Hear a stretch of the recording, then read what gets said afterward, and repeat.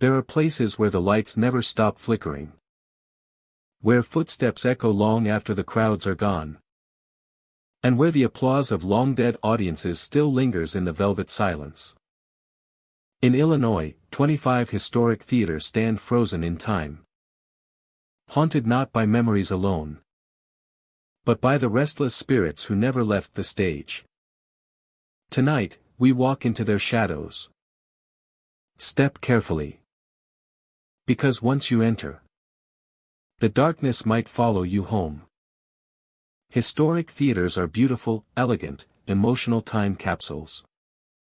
They hold music, laughter, heartbreak, and decades of human energy soaked into their walls. But in Illinois, some of these theaters have become something more. They have become doorways. Thin spaces where the past refuses to rest. In these forgotten seats. In these backstage corridors.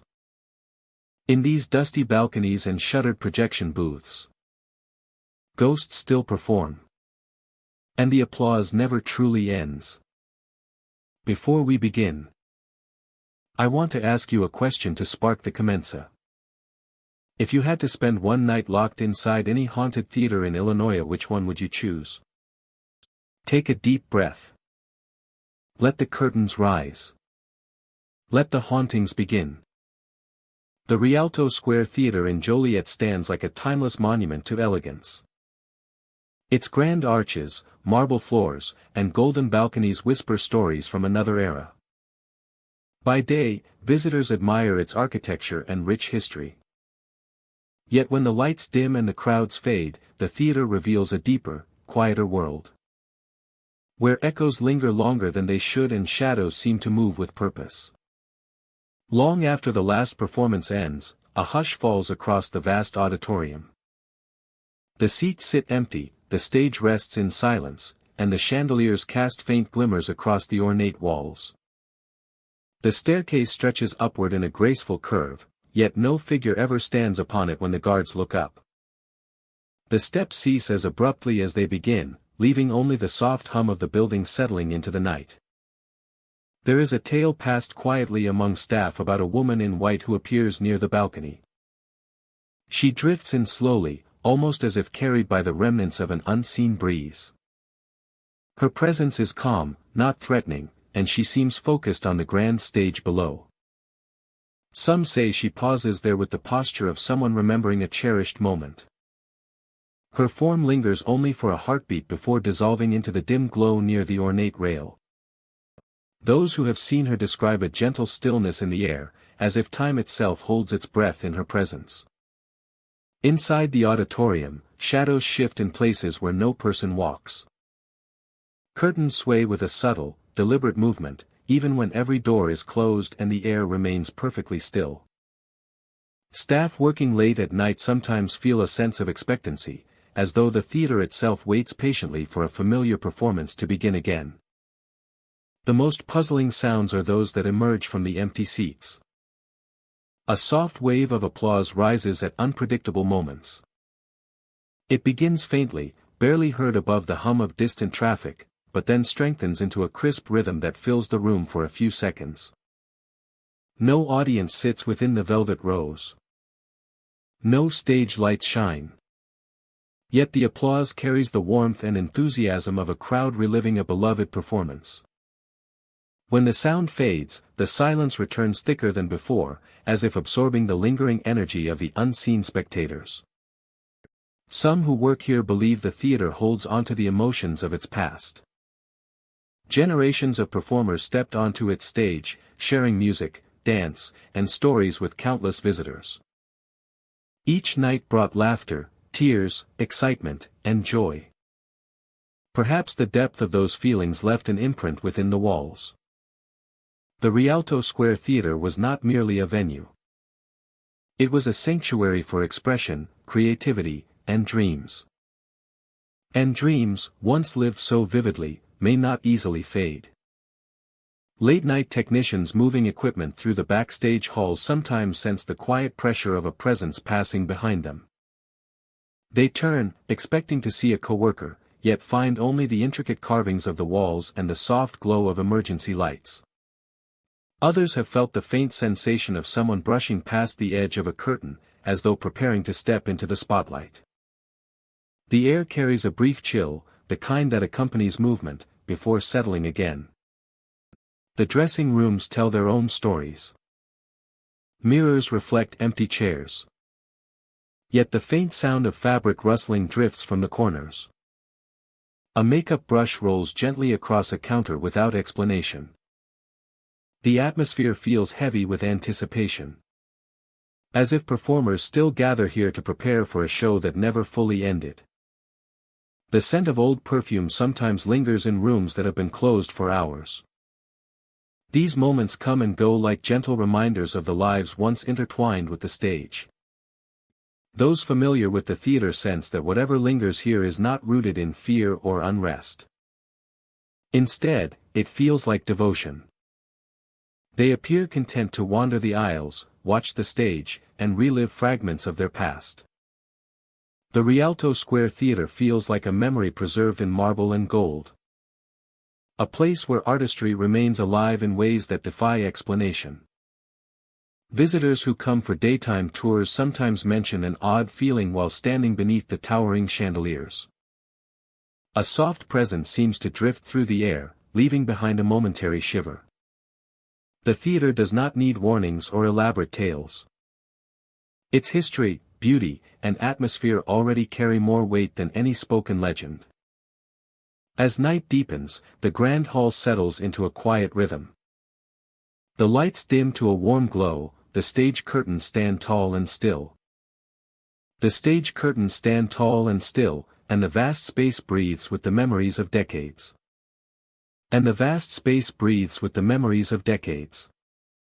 The faint echo of a distant performance seems to drift across the balconies. A soft whisper, a moving shadow, a fleeting figure in white. Each moment is gentle yet compelling, weaving together a tapestry of experiences that continue long after the audience has left. Some say the performers never truly departed. They remain here, held by the love they once felt for the stage. Their energy lingers in the heartbeat of the building. Waiting for the next night, the next story, the next silent ovation from an empty room. In a place where art once flourished and applause once shook the rafters. The echoes refuse to fade completely.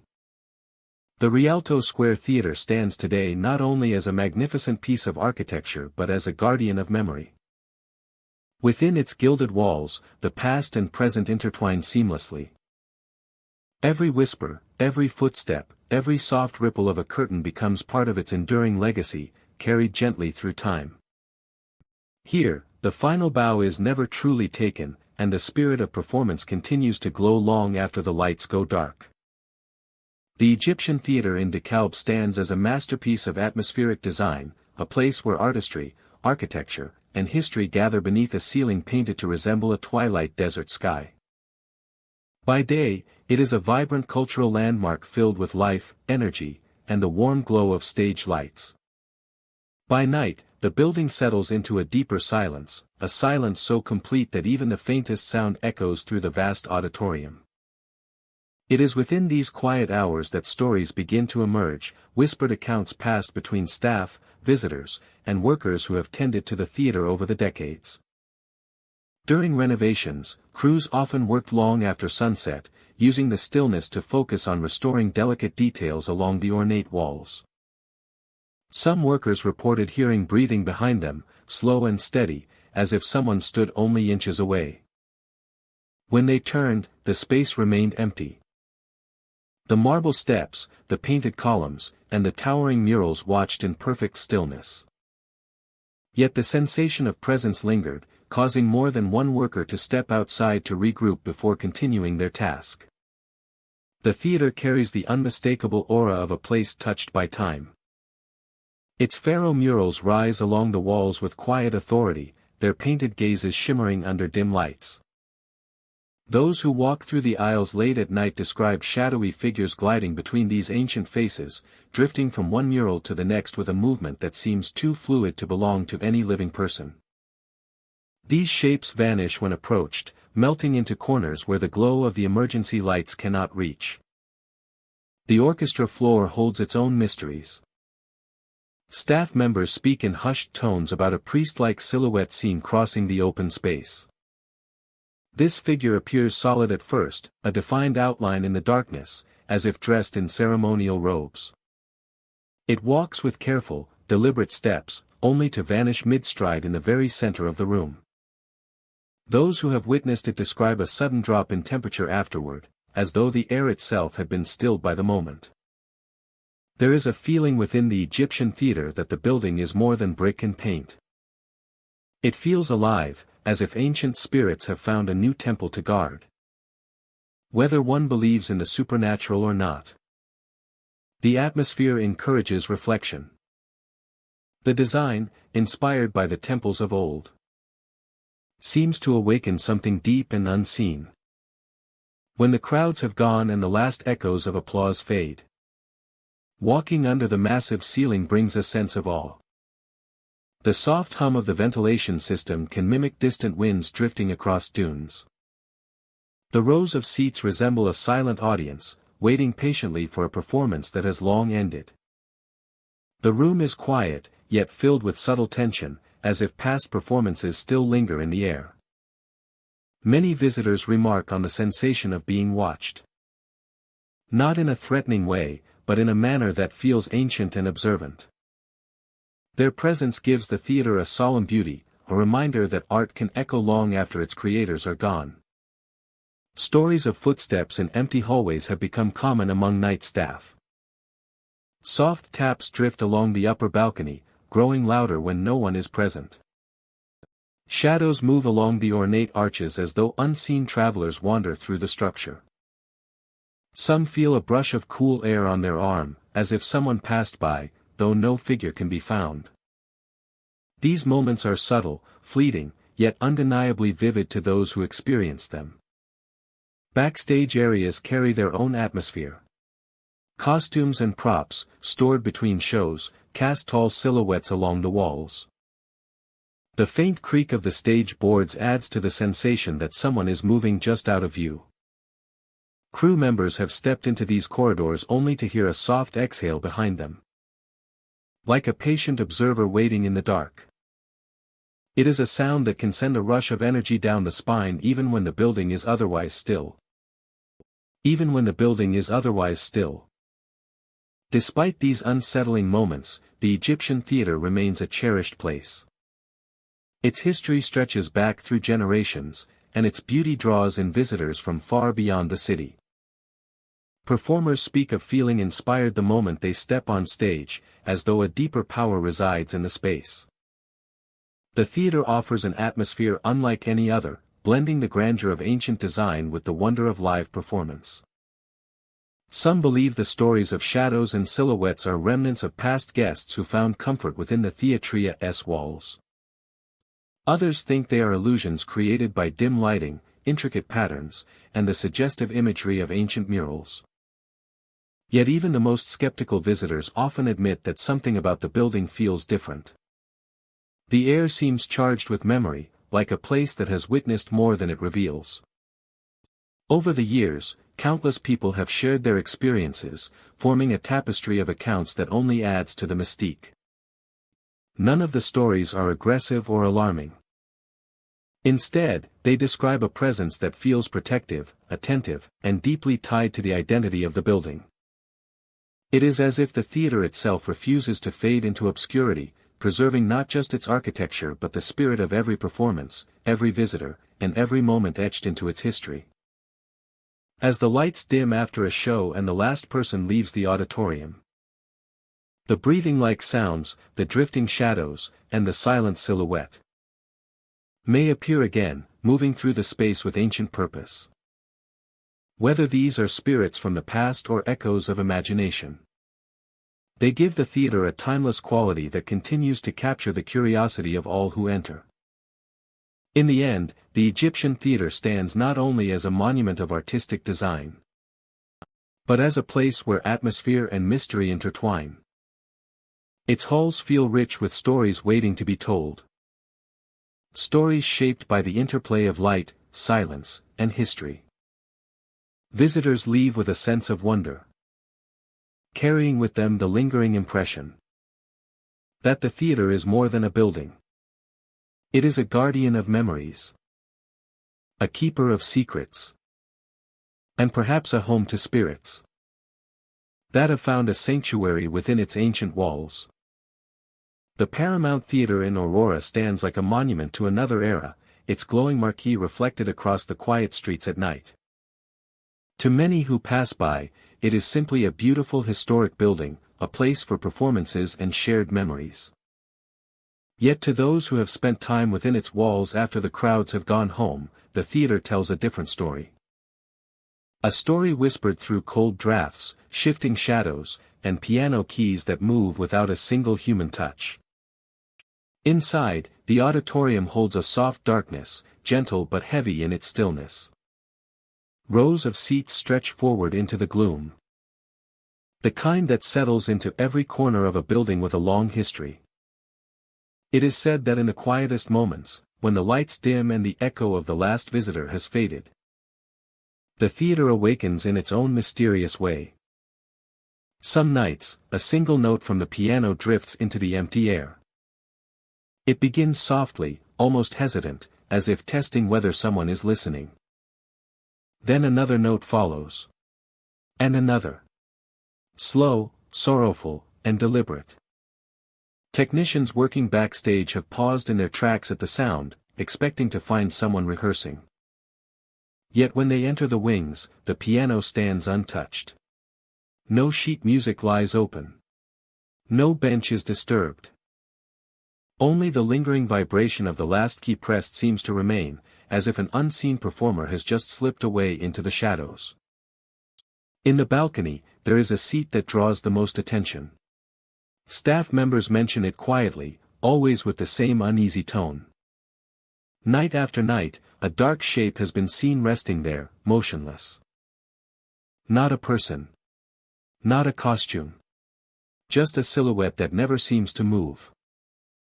Even when the lights are bright enough to chase away the deeper shadows, that single spot always holds a darker presence, refusing to fade. Some describe it as the figure of someone seated, facing the stage, waiting with perfect stillness. No one has ever been able to approach it. Every attempt to draw near results in the shadow dissolving into nothing, only to return again the next evening as if it had never left. Stage performers who rehearse late into the night speak of a presence behind them. A steady, silent weight in the air. An unmistakable feeling of being watched from just a step or two away. They turn around expecting to see a fellow crew member. The sensation continues, enveloping them in the same quiet intensity that settles before a curtain rises. Some say it feels like someone standing in anticipation, waiting for a performance that ended long ago but still lingers as an echo in the walls. Visitors have reported moments of sudden cold along the aisles, as if a draft weaves between the seats. Lights flicker without reason before steadier illumination returns. The sound of footsteps sometimes drifts across the wooden stage, just soft enough to make listeners question whether they were imagined. Each experience adds a layer to the mystery, building a portrait of a theater that refuses to sleep. For historians of the building, the hauntings seem intertwined with the theatria's emotional history. The Paramount has seen countless performances filled with passion, triumph, and heartbreak. Actors spent years perfecting their craft on its stage. Musicians poured their emotions into the orchestra pit. Audiences laughed, cried, and applauded with all their hearts. The energy of those moments appears to cling to the air, creating a lingering echo of the past. In the quiet, it is as if the building remembers every emotion it has ever held and releases them in subtle ways. Those who work in the wings tell of hearing soft murmurs from the seats long after the theater has emptied. Not words. Just the low hum of something that sounds almost like people settling in, as though an unseen audience has taken their places. A reminder that the theater is alive in ways beyond the physical. Lighting technicians recall moments when their equipment responds to signals that were never given. A single spotlight might turn toward the stage on its own, illuminating an empty patch of floor as if highlighting an invisible performer. Sound technicians have witnessed faint applause rising from the darkness, soft and rhythmic, fading as quickly as it appears. These fleeting events often leave workers frozen in place, listening, uncertain whether to call out or simply step back in silence. There is a quiet reverence that settles in the Paramount Theatre.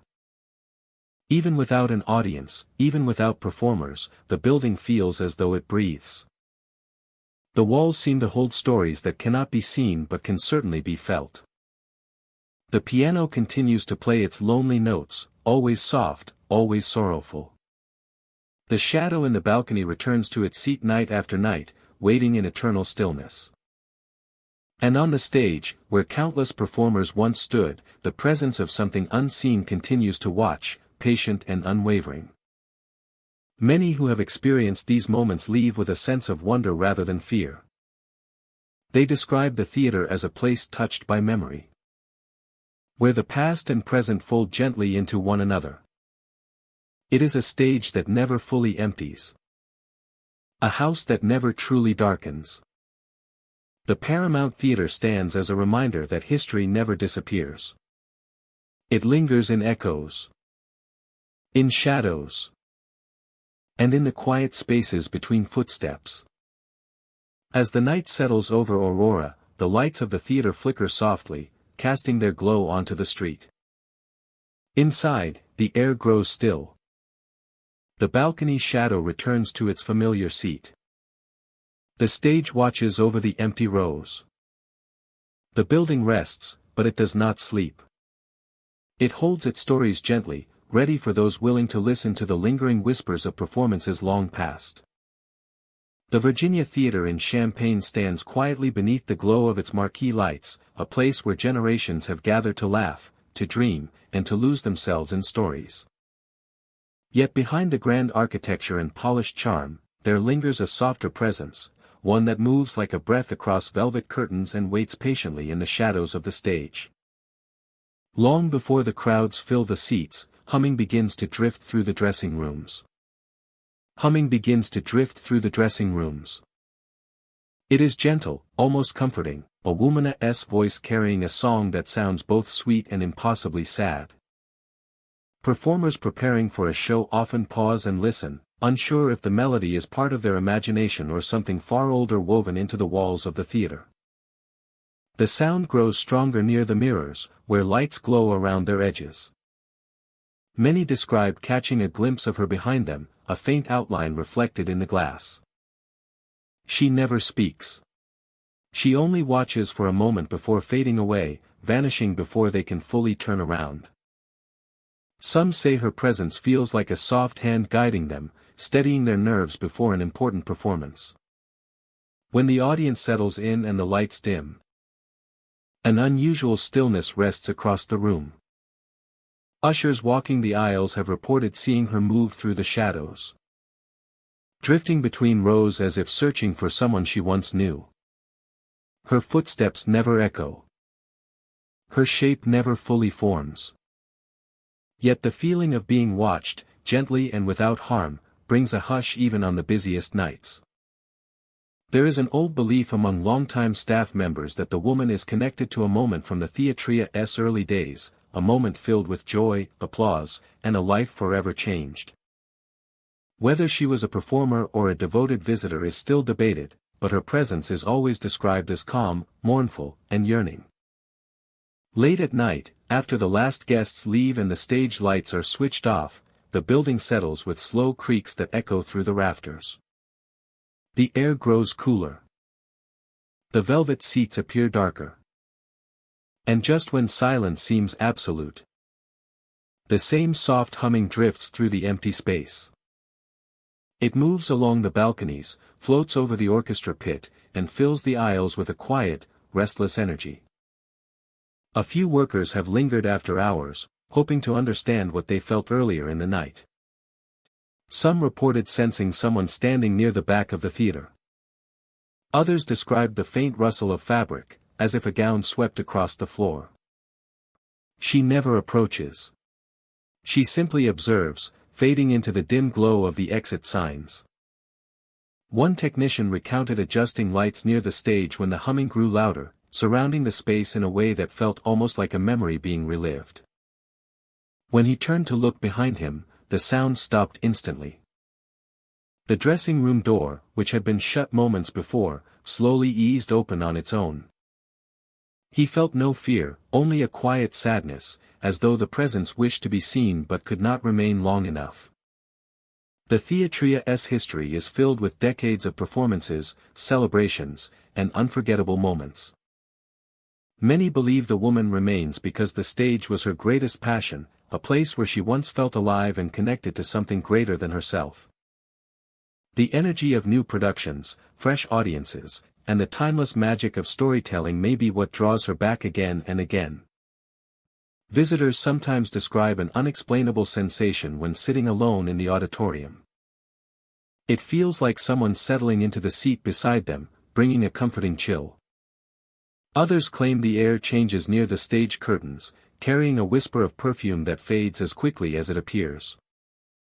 These experiences are subtle, never threatening, as though the presence exists only to watch, to listen, and to remember. Despite the stories, the Virginia Theatre continues to thrive. The spirit, whoever she once was, seems to coexist peacefully with the living world around her. Each year, new performers step onto the stage, unaware that they share the spotlight with someone who walked those halls long before them. As the nights continue, so does the gentle humming that drifts through the corridors. It rises and falls like a forgotten lullaby, echoing beneath the ornate ceiling, and settling into the quiet corners of the theater. She moves with grace, appearing only in moments when the air is still and the lights glow softly against the polished floor. Some believe she searches for a final cue that never comes. Others think she is drawn to the stories unfolding night after night, living through the performances she can no longer join. Whatever her purpose, her presence has become part of the theatria's identity. A whispered tale shared among staff, actors, and visitors who feel something they cannot explain. The Virginia Theatre stands as both a monument to history and a home to mystery, a place where past and present meet in the quiet spaces between applause. The woman who hums in the dressing rooms continues her silent journey, drifting through reflections and walking the aisles in search of a moment lost to time. And as long as the theater remains filled with music, stories, and life, her memory will linger in the dim glow of the stage lights, forever watching, forever waiting, and forever humming her gentle, sorrowful tune. The Coronado Performing Arts Center in Rockford stands as a masterpiece of ornate design, illuminated by warm lights that reflect off golden details and sweeping arches. It is a place that carries decades of stories, both celebrated and mysterious. Visitors admire its beauty during the day, but when night takes hold and the last echoes of applause fade, the theater reveals a side that belongs only to the quiet hours. After the final staff members lock the doors and the lobby falls still, the mezzanine becomes the first place where the atmosphere begins to shift. Footsteps begin to race along the carpeted walkway with an urgency that feels out of place. The sound is light, quick, and filled with purpose, as though someone hurries toward a performance already in motion. Security guards follow the sound, expecting to catch a late visitor or a wandering stagehand, but the path always leads to an empty rail overlooking the grand auditorium. The footsteps stop as suddenly as they begin, leaving behind only the soft hum of the building settling for the night. From here, the silence breaks again with a sharp and unmistakable rhythm. Doors begin to slam one by one in the distance. Some nights the pattern moves from backstage to the dressing rooms. Other nights it begins near the main entrance and travels deeper into the building.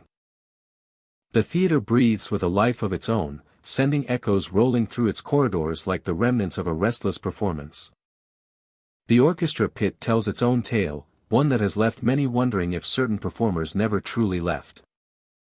Late at night, a smoky figure rises slowly from the darkness below the stage.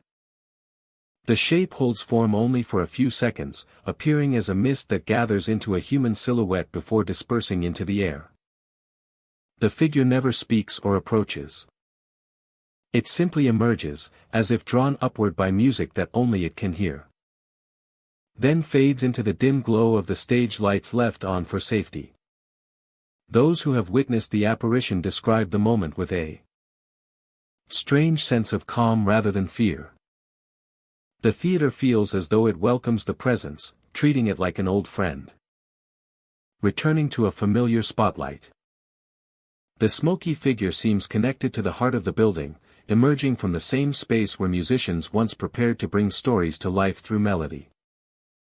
Perhaps the most mesmerizing encounter happens near the front of the stage, where a ghostly conductor stands with a posture that exudes focus and passion.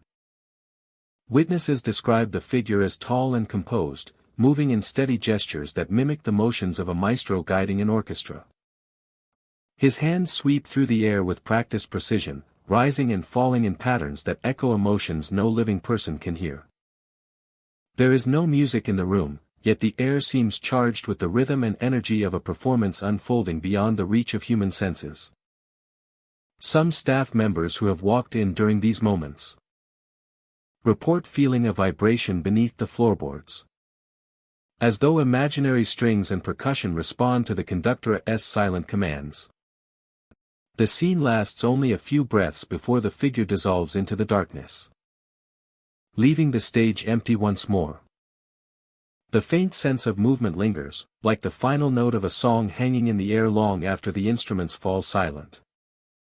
Backstage, the atmosphere carries a subtle tension, as though the performers of long ago are still preparing for the next show. Dressing room mirrors reflect empty chairs, yet the faint rustle of fabric or a soft tap on a counter is not uncommon.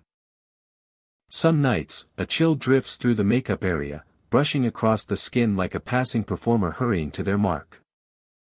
The hum of the old lights, combined with the quiet rhythm of unseen movement, creates a setting that feels both alive and suspended in time. In the upper balconies, rows of empty seats rest beneath soft shadows that stretch across the ornate ceiling. Visitors who have toured the building during special events sometimes describe a feeling of being watched, though not in a threatening way. It feels more like curiosity, as though unseen observers linger in the dark, waiting for a performance that never begins. The Coronadoa's history is rich with emotion, passion, and artistic devotion. Thousands of performers have stood upon its stage, pouring their stories into every note, every gesture, and every carefully crafted moment. The energy of these performances seems to cling to the walls, woven into the fabric of the theater like a memory that refuses to fade. Time may pass, but the building holds on to the feelings left behind, creating a bridge between past and present. As night deepens, the main auditorium grows still again. The chandeliers cast a soft glow across the ornate balconies, and the stage settles into a calm that feels almost sacred. For a moment, the air seems to pulse with a distant melody. A faint suggestion of instruments tuning for a performance that will never arrive. Shadows drift gently along the curtains, shifting with an elegance that echoes the movements of performers long gone. Then, in the quietest hour, the phantom conductor returns.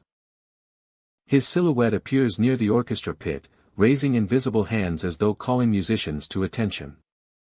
No sound follows, yet anyone watching feels the weight of a full symphony swelling within the darkness.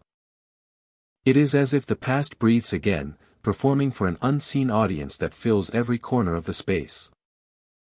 It is as if the past breathes again, performing for an unseen audience that fills every corner of the space. When the figure finally fades, the theater exhales. The silence settles once more, enveloping the room in a deep, almost reverent stillness. The Coronado Performing Arts Center returns to its slumber, holding tightly to its stories until the next quiet night awakens them again. In this grand and timeless hall, the boundaries between history and the present feel thin. Footsteps race through the mezzanine. Doors slam with purpose. A smoky figure rises from the orchestra pit.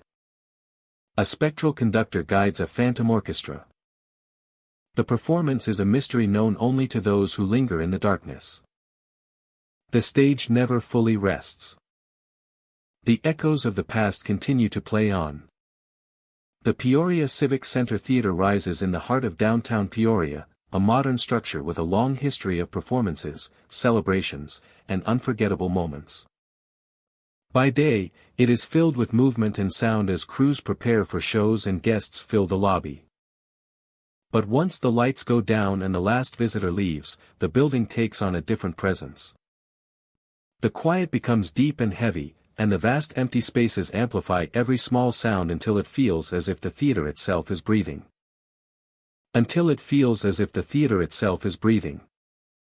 Longtime staff speak of odd occurrences that seem to come alive only after closing. Lights that were steady during the day begin to flicker violently once the auditorium falls silent. They flash across the rows of empty seats like distant lightning, casting the room in brief, ghostly bursts of illumination. Technicians checking equipment often pause, watching the sudden stuttering glow travel across the balcony before fading into darkness once more. The switches remain untouched, yet the lights behave as though responding to something unseen. Beneath the stage, where storage rooms and narrow hallways create a dim and maze-like world, whispers have been heard drifting through the stillness. These sounds rise from impossible angles, curling out from behind curtains or drifting through cracks in the old wooden floorboards. Some describe the whispers as soft and distant, while others say they sound close, as if someone is speaking directly from the shadows.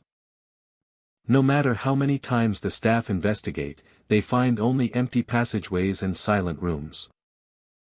The atmosphere below the stage holds a weight that makes even experienced crew members work quickly.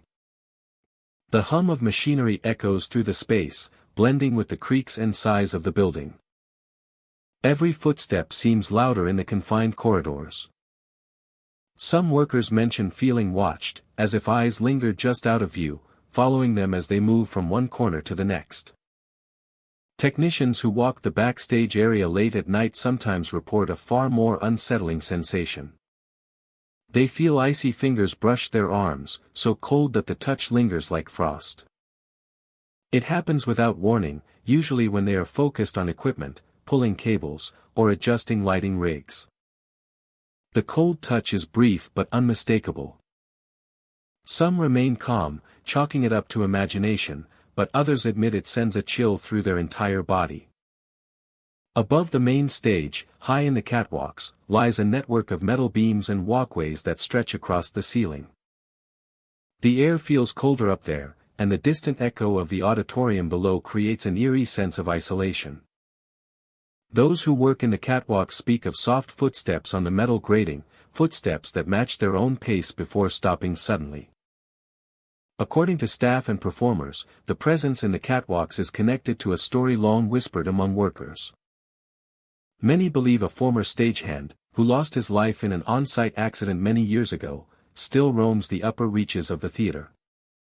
His dedication to the work was well known, and the catwalks were said to be his favorite place, a vantage point where he could watch every rehearsal and performance from above. Those who have encountered the unexplained in the catwalks describe the sensation of someone standing close by. The air shifts, and a faint metallic clink echoes as though a foot moved against the steel grate. Some have seen a shadow pass along the overhead beams, moving smoothly from one side to the other before disappearing into the darkness near the ceiling. Even those who do not believe in spirits acknowledge that the upper levels carry a presence that is difficult to deny. The auditorium itself has its moments of quiet strangeness. After a show ends and the crowd disperses, the lingering energy of applause seems to stay suspended in the air.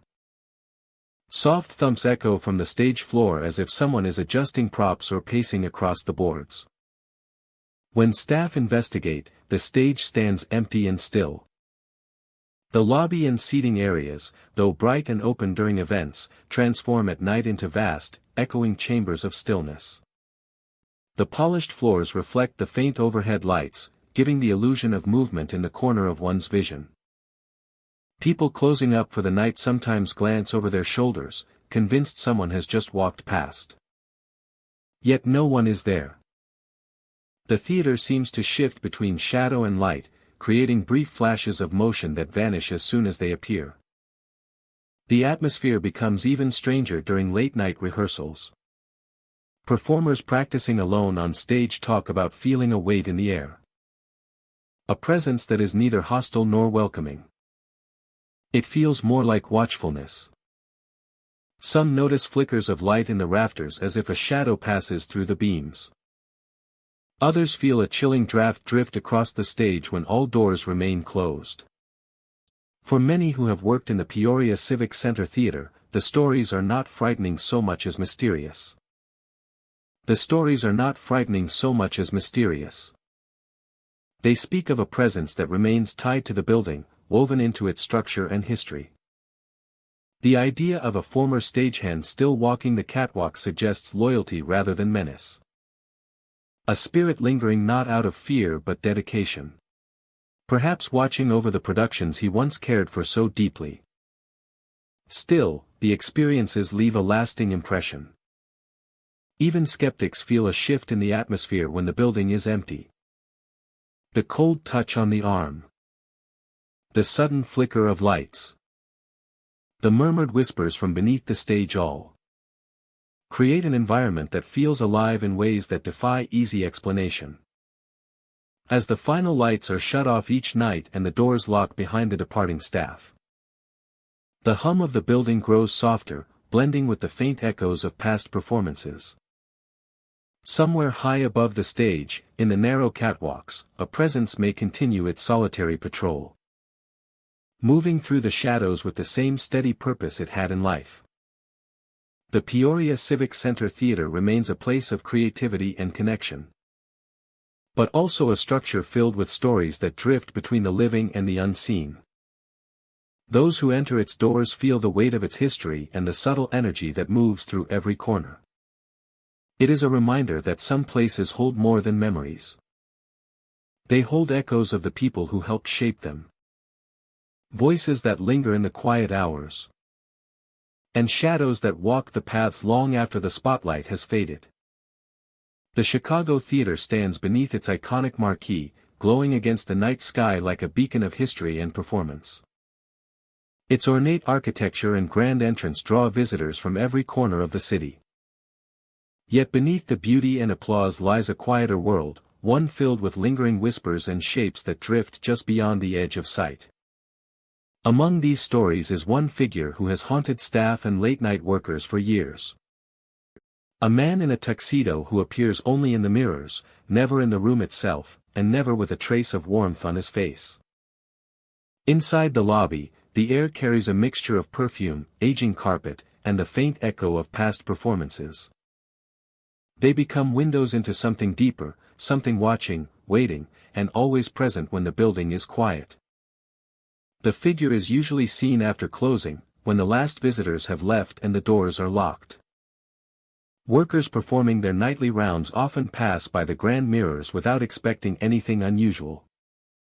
Yet on certain nights, when the lights are dim and the silence feels heavier than usual, the reflection of a man in a tuxedo comes into view. The crisp lines of his formal attire seem untouched by time, yet no one has ever seen him walking the halls or entering the lobby. Those who have tried to approach the mirror describe an unsettling experience. As soon as they step closer, the figure fades, leaving the glass empty. But the mirror remains fogged, as though someone has breathed upon it just moments before. The misty imprint lingers for several seconds, slowly dissolving into the cool air of the lobby. Workers often step back in silence, unsure whether to call out for help or simply move on with their tasks. Beyond the lobby, the theater itself holds its own collection of mysteries. The auditorium is vast and silent when unoccupied. Rows of plush seats stretch toward the stage, and gold accents shimmer in the limited light. The sound of distant footsteps sometimes drifts from the balcony even when every seat is empty. Stagehands mention hearing soft movements above them, only to find nothing when they climb the stairs. The silence that follows is always deeper than before, like the building is holding its breath.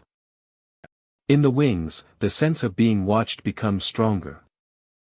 Many performers preparing for a late rehearsal have experienced a faint presence behind them. A subtle shift in the atmosphere.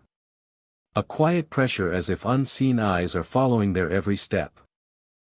Turning around offers no answers. Only shadows and empty space. Yet the feeling persists, lingering even as they walk onto the stage and face the empty theater. The corridors behind the stage are narrow and lined with storage rooms. Here, lights occasionally flicker for a moment before returning to normal. Some workers believe the energy of decades of performances has settled into the walls. Others feel there is something more deliberate in these brief disturbances. The air can shift from warm to cold without any clear explanation. Doors that were fully closed are sometimes found slightly ajar, as if someone passed through moments earlier.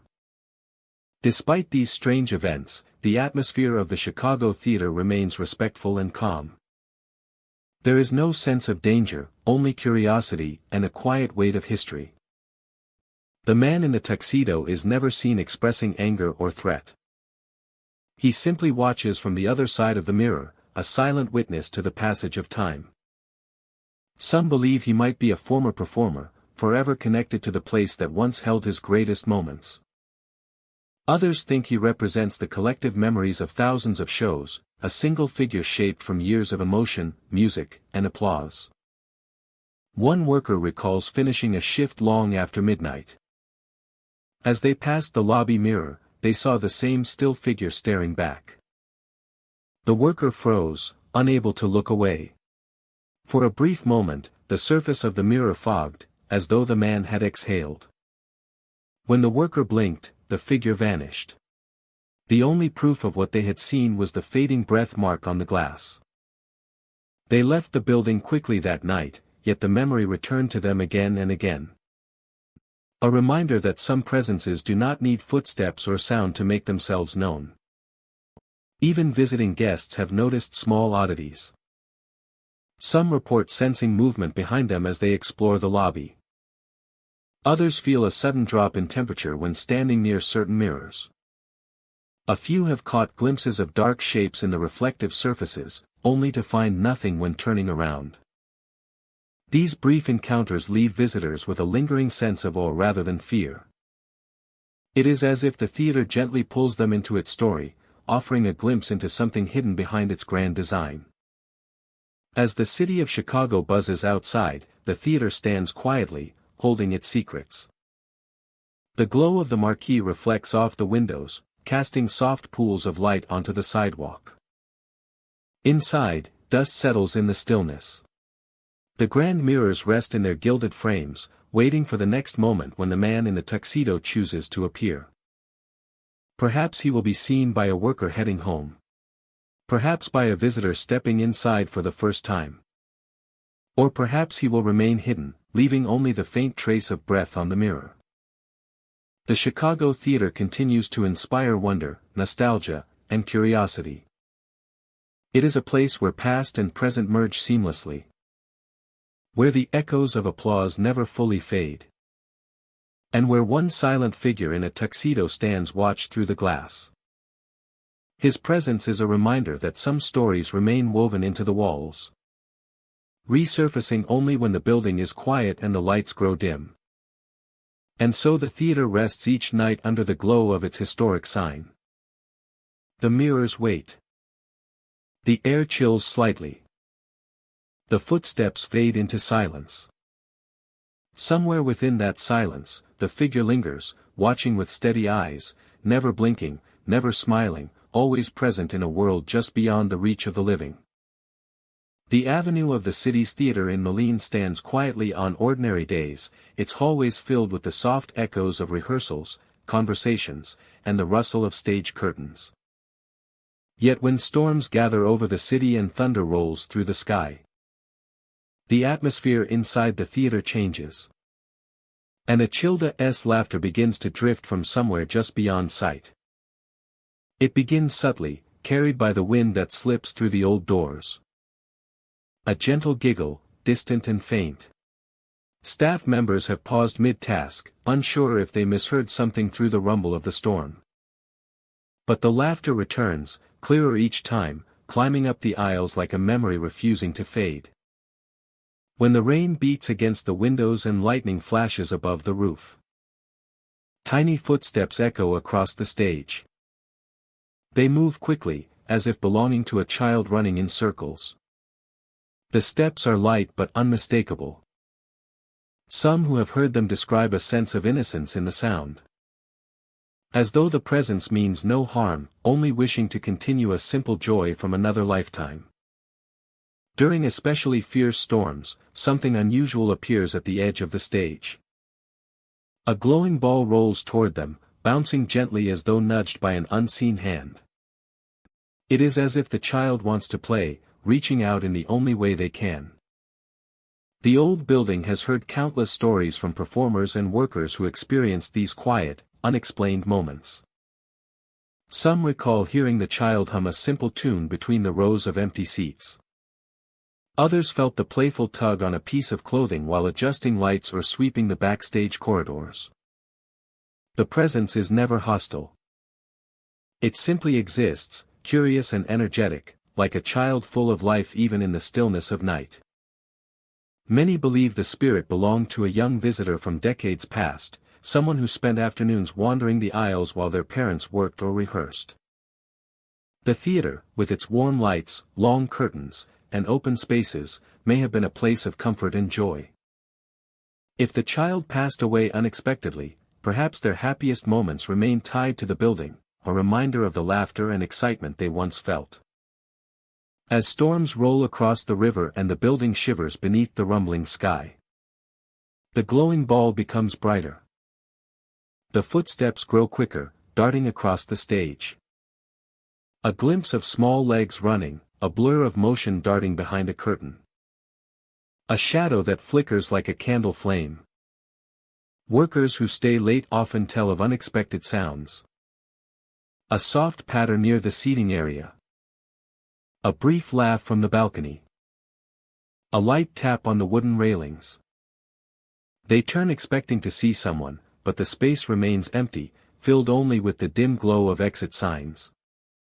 Yet the sense of being watched persists, gentle and curious, as though the child is waiting for someone to join their game. The presence becomes most noticeable in the quiet moments after a storm. The air feels charged, heavy with the energy of something unseen. Objects left on the stage may shift slightly, as though nudged by invisible hands.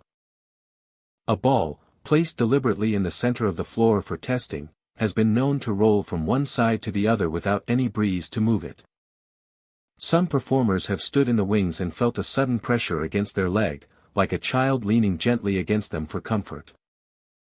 Though the stories might seem unsettling to some, there is a remarkable softness in the encounters. The child feels drawn to movement, to sound, to company. They appear most when someone stands alone, giving them a moment to step forward without fear. The glowing ball seems to be their way of reaching across the boundary that separates their world from the living, a playful gesture from a spirit who still seeks connection. Visitors who experience these moments often walk away with an unexpected mix of awe and compassion. They describe feeling as if they shared a brief interaction with a lonely presence, one who never meant to frighten, only to participate in the life around them. The storms outside may awaken the emotion that keeps the child tethered to the theater, stirring memories that echo through the halls each time thunder shakes the roof. The avenue of the city's theater continues to host performances and community events. Its seats filled with laughter, applause, and anticipation. Yet between the shows and after the lights dim, the Childa's spirit remains. They run along the stage, chasing after something unseen.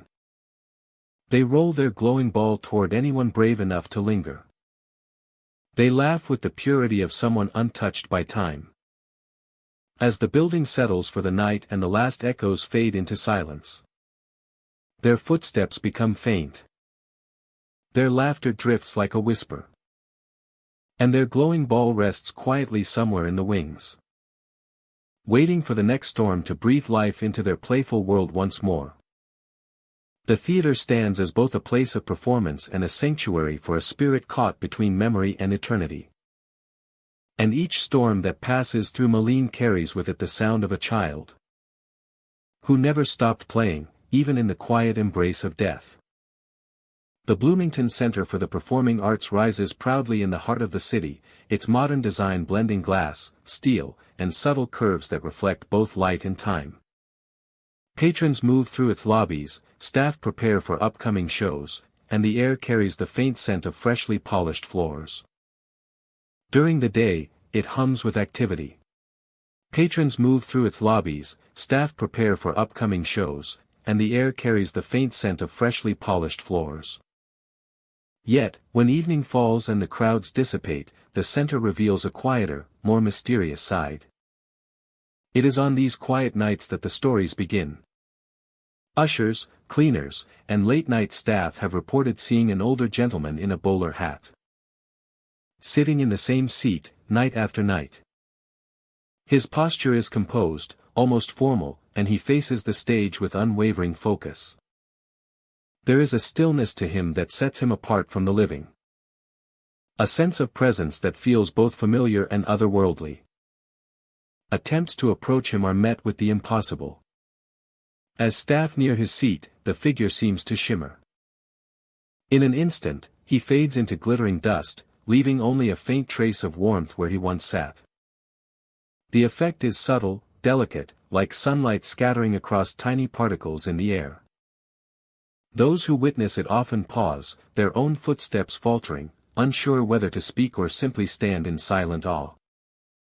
The stories surrounding the gentleman paint a poignant picture.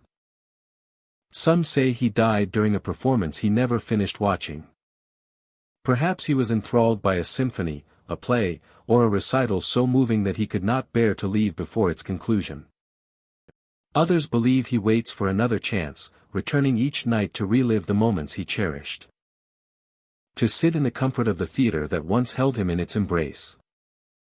The atmosphere in the auditorium shifts subtly in his presence. The lights seem warmer, the air softer, as though the building itself accommodates his vigil.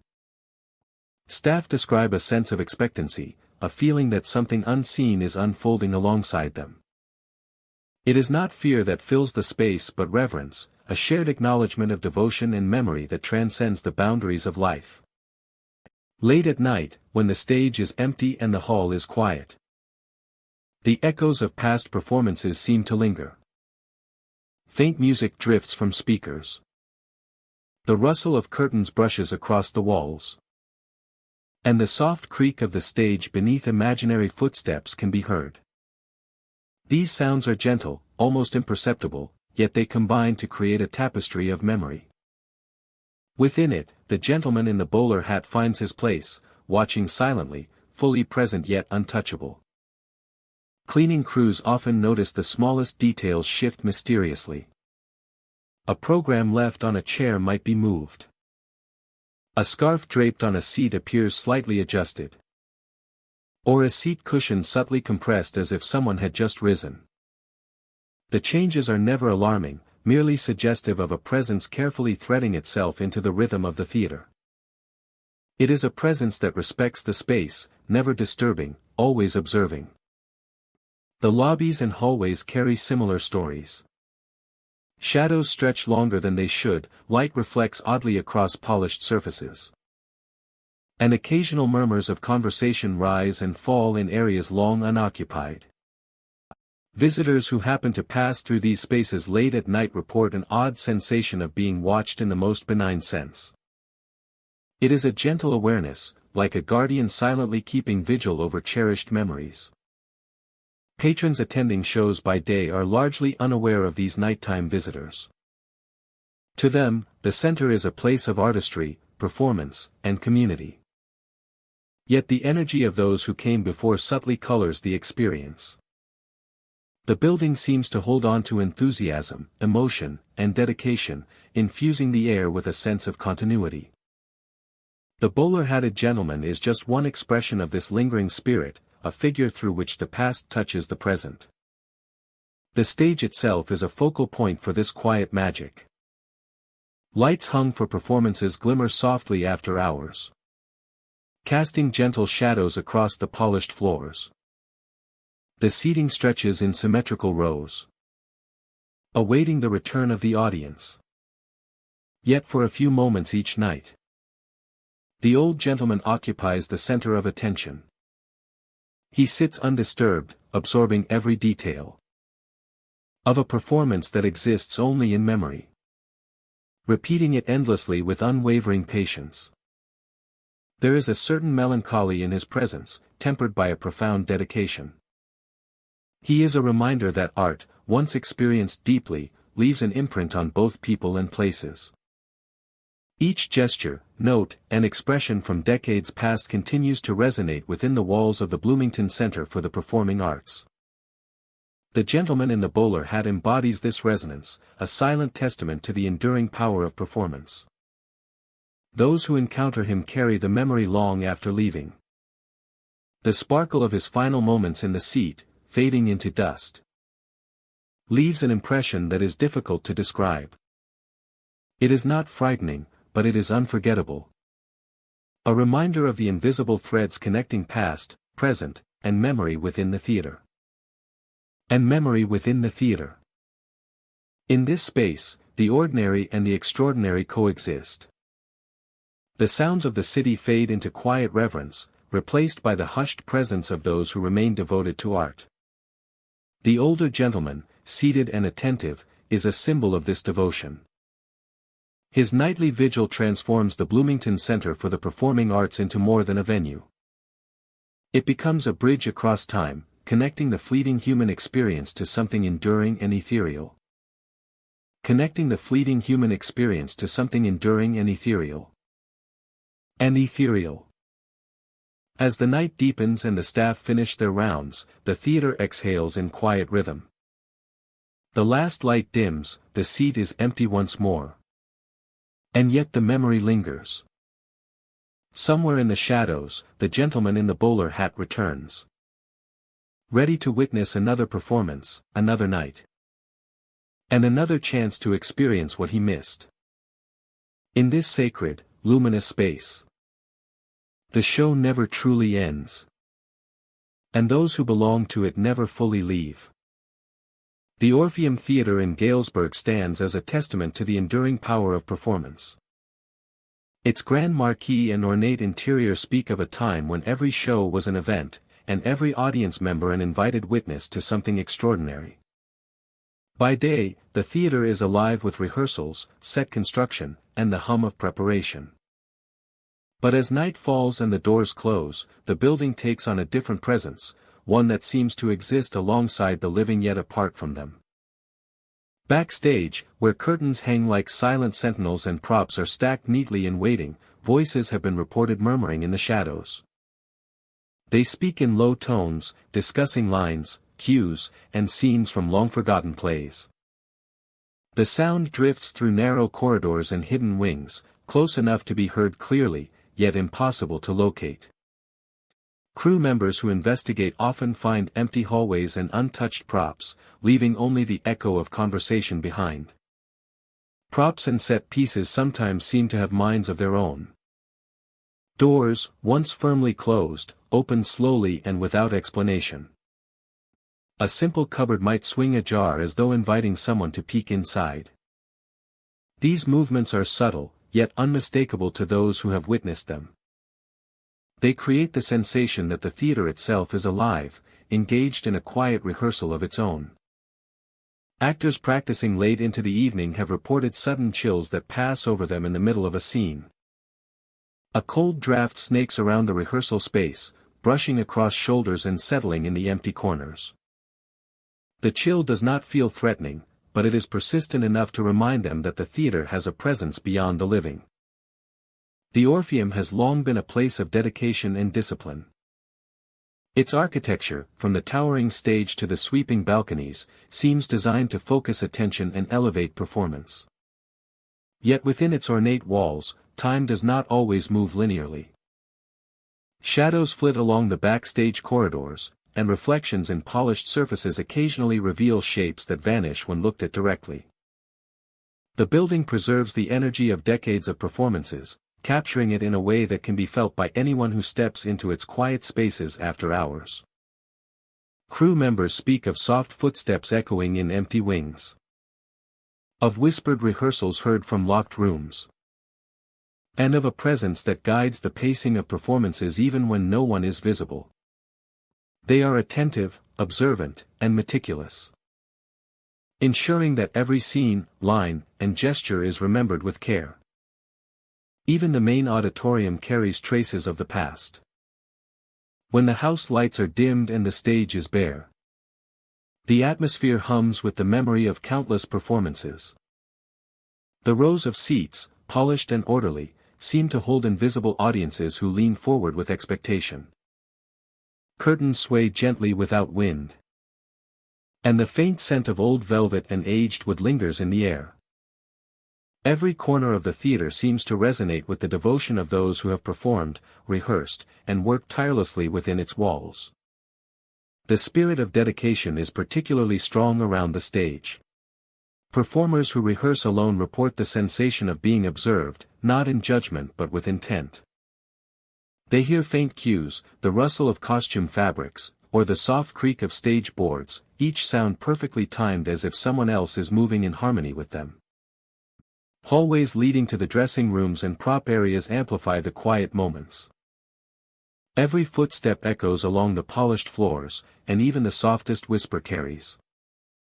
Crew members navigating these corridors late at night sometimes pause, certain that they have just seen a figure disappear around a corner or felt a gentle brush against their sleeve. The experiences are subtle, fleeting, yet compelling enough to be shared among those who work there, passed on as part of the living story of the Orpheum. The theatre's charm lies in its ability to bridge the past and the present. Modern performers, technicians, and audiences walk the same floors where countless shows were held decades ago. The ghosts, if they can be called that, do not haunt in fear or malice. They remain in quiet dedication to their craft, preserving the integrity of performance and the memory of artistry long past. Their presence is a reminder that art has a lasting echo, carried in the spaces where it was created. During quiet nights, when rehearsals are done and the building holds only shadows, the Orpheum Theatre transforms into a place of still energy. Voices murmur from the wings. Doors move on their own. And chills dance across the stage. It is a subtle, attentive presence, one that honors the history and passion embedded in every corner. It feels less like haunting and more like guardianship, a continuation of devotion to the theatre's purpose. Visitors and staff alike leave with a sense of wonder.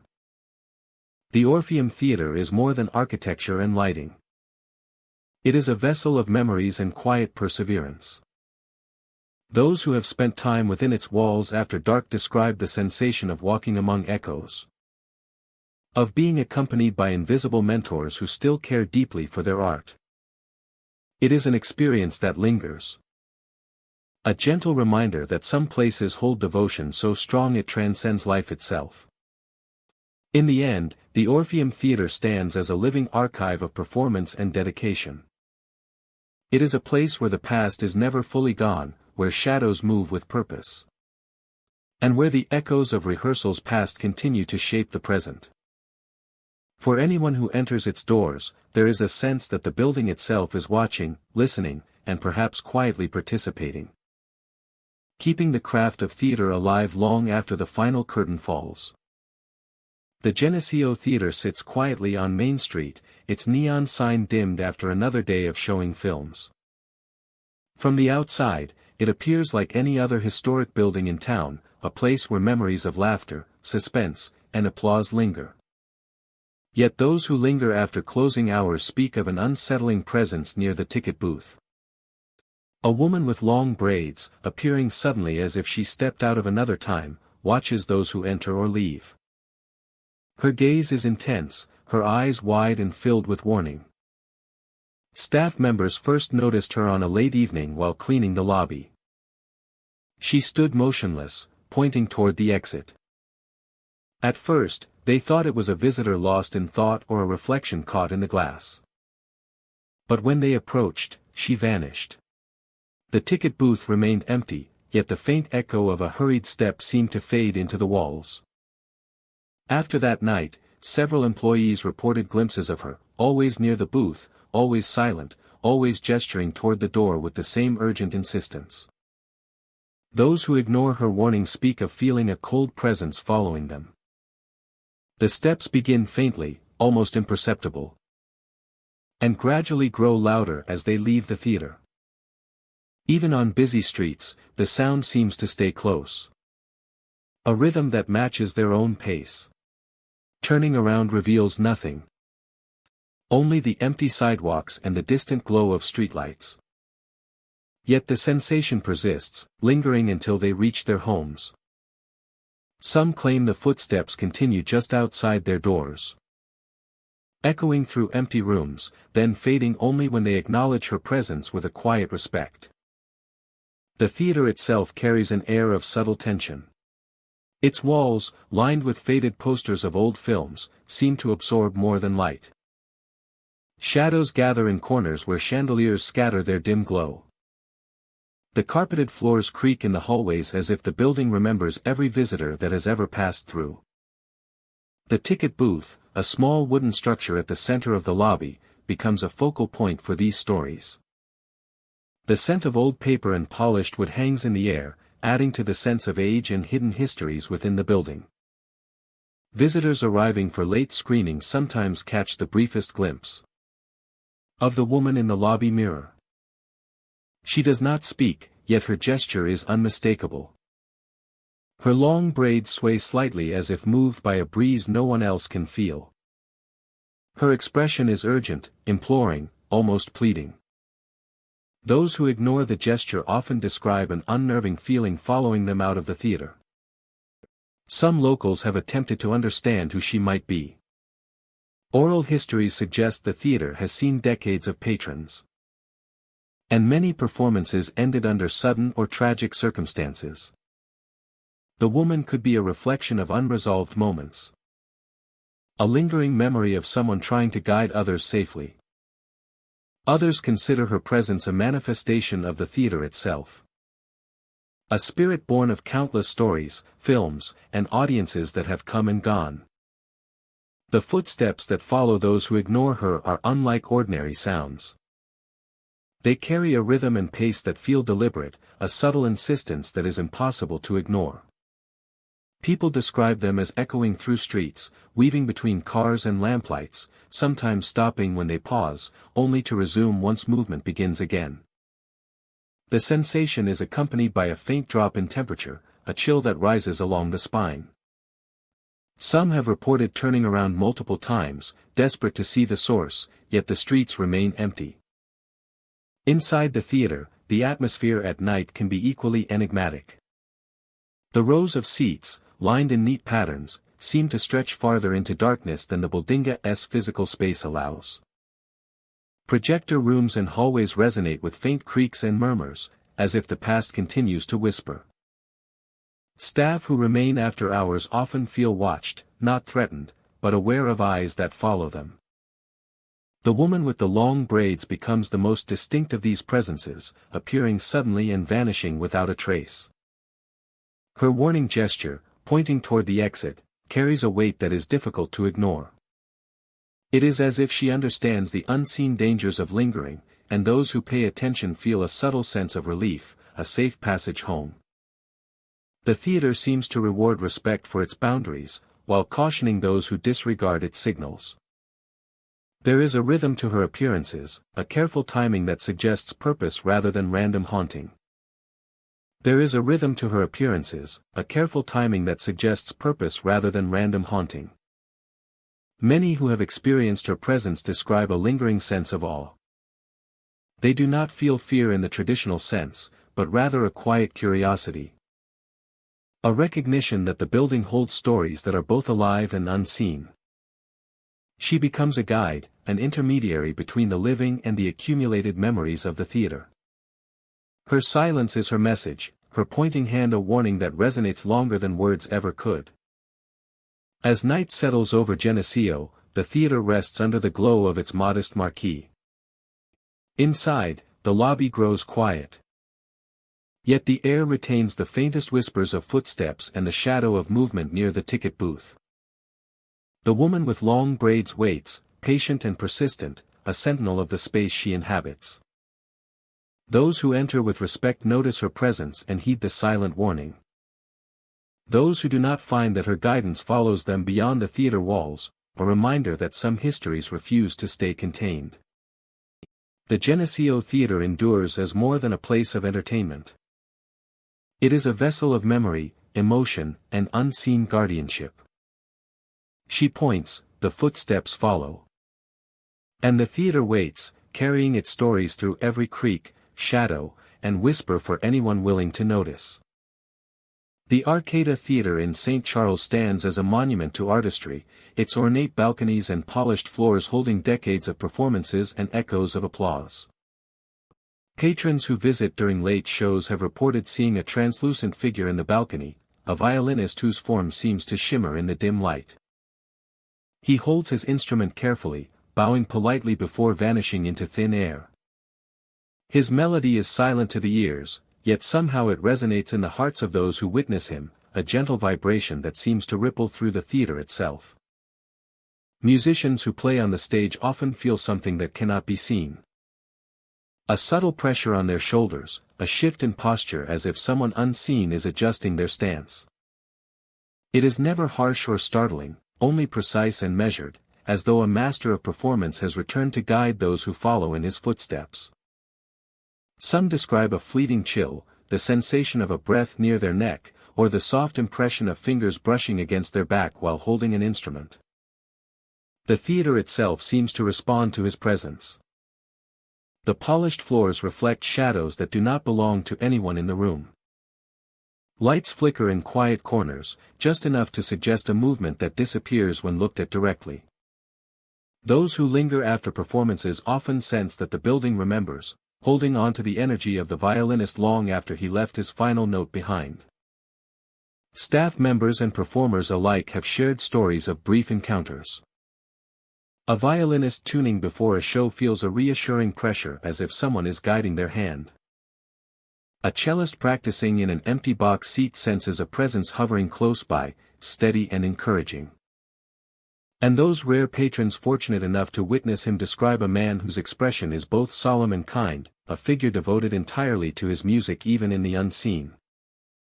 Some believe he was once a performer in the Arcada's earliest days, a master violinist whose talent became legendary. Perhaps he returned, drawn by the stage, the instruments, and the energy of performances that continue long after his time. Others say he is less a ghost and more a spirit of artistry, a guardian who ensures that music within these walls retains its beauty, discipline, and grace. The moments when he appears are always quiet and fleeting. One might enter the balcony to find a pale form gently lifting a bow, the violin poised just above the strings. As soon as the figure notices an observer, he bows with impeccable courtesy and disappears.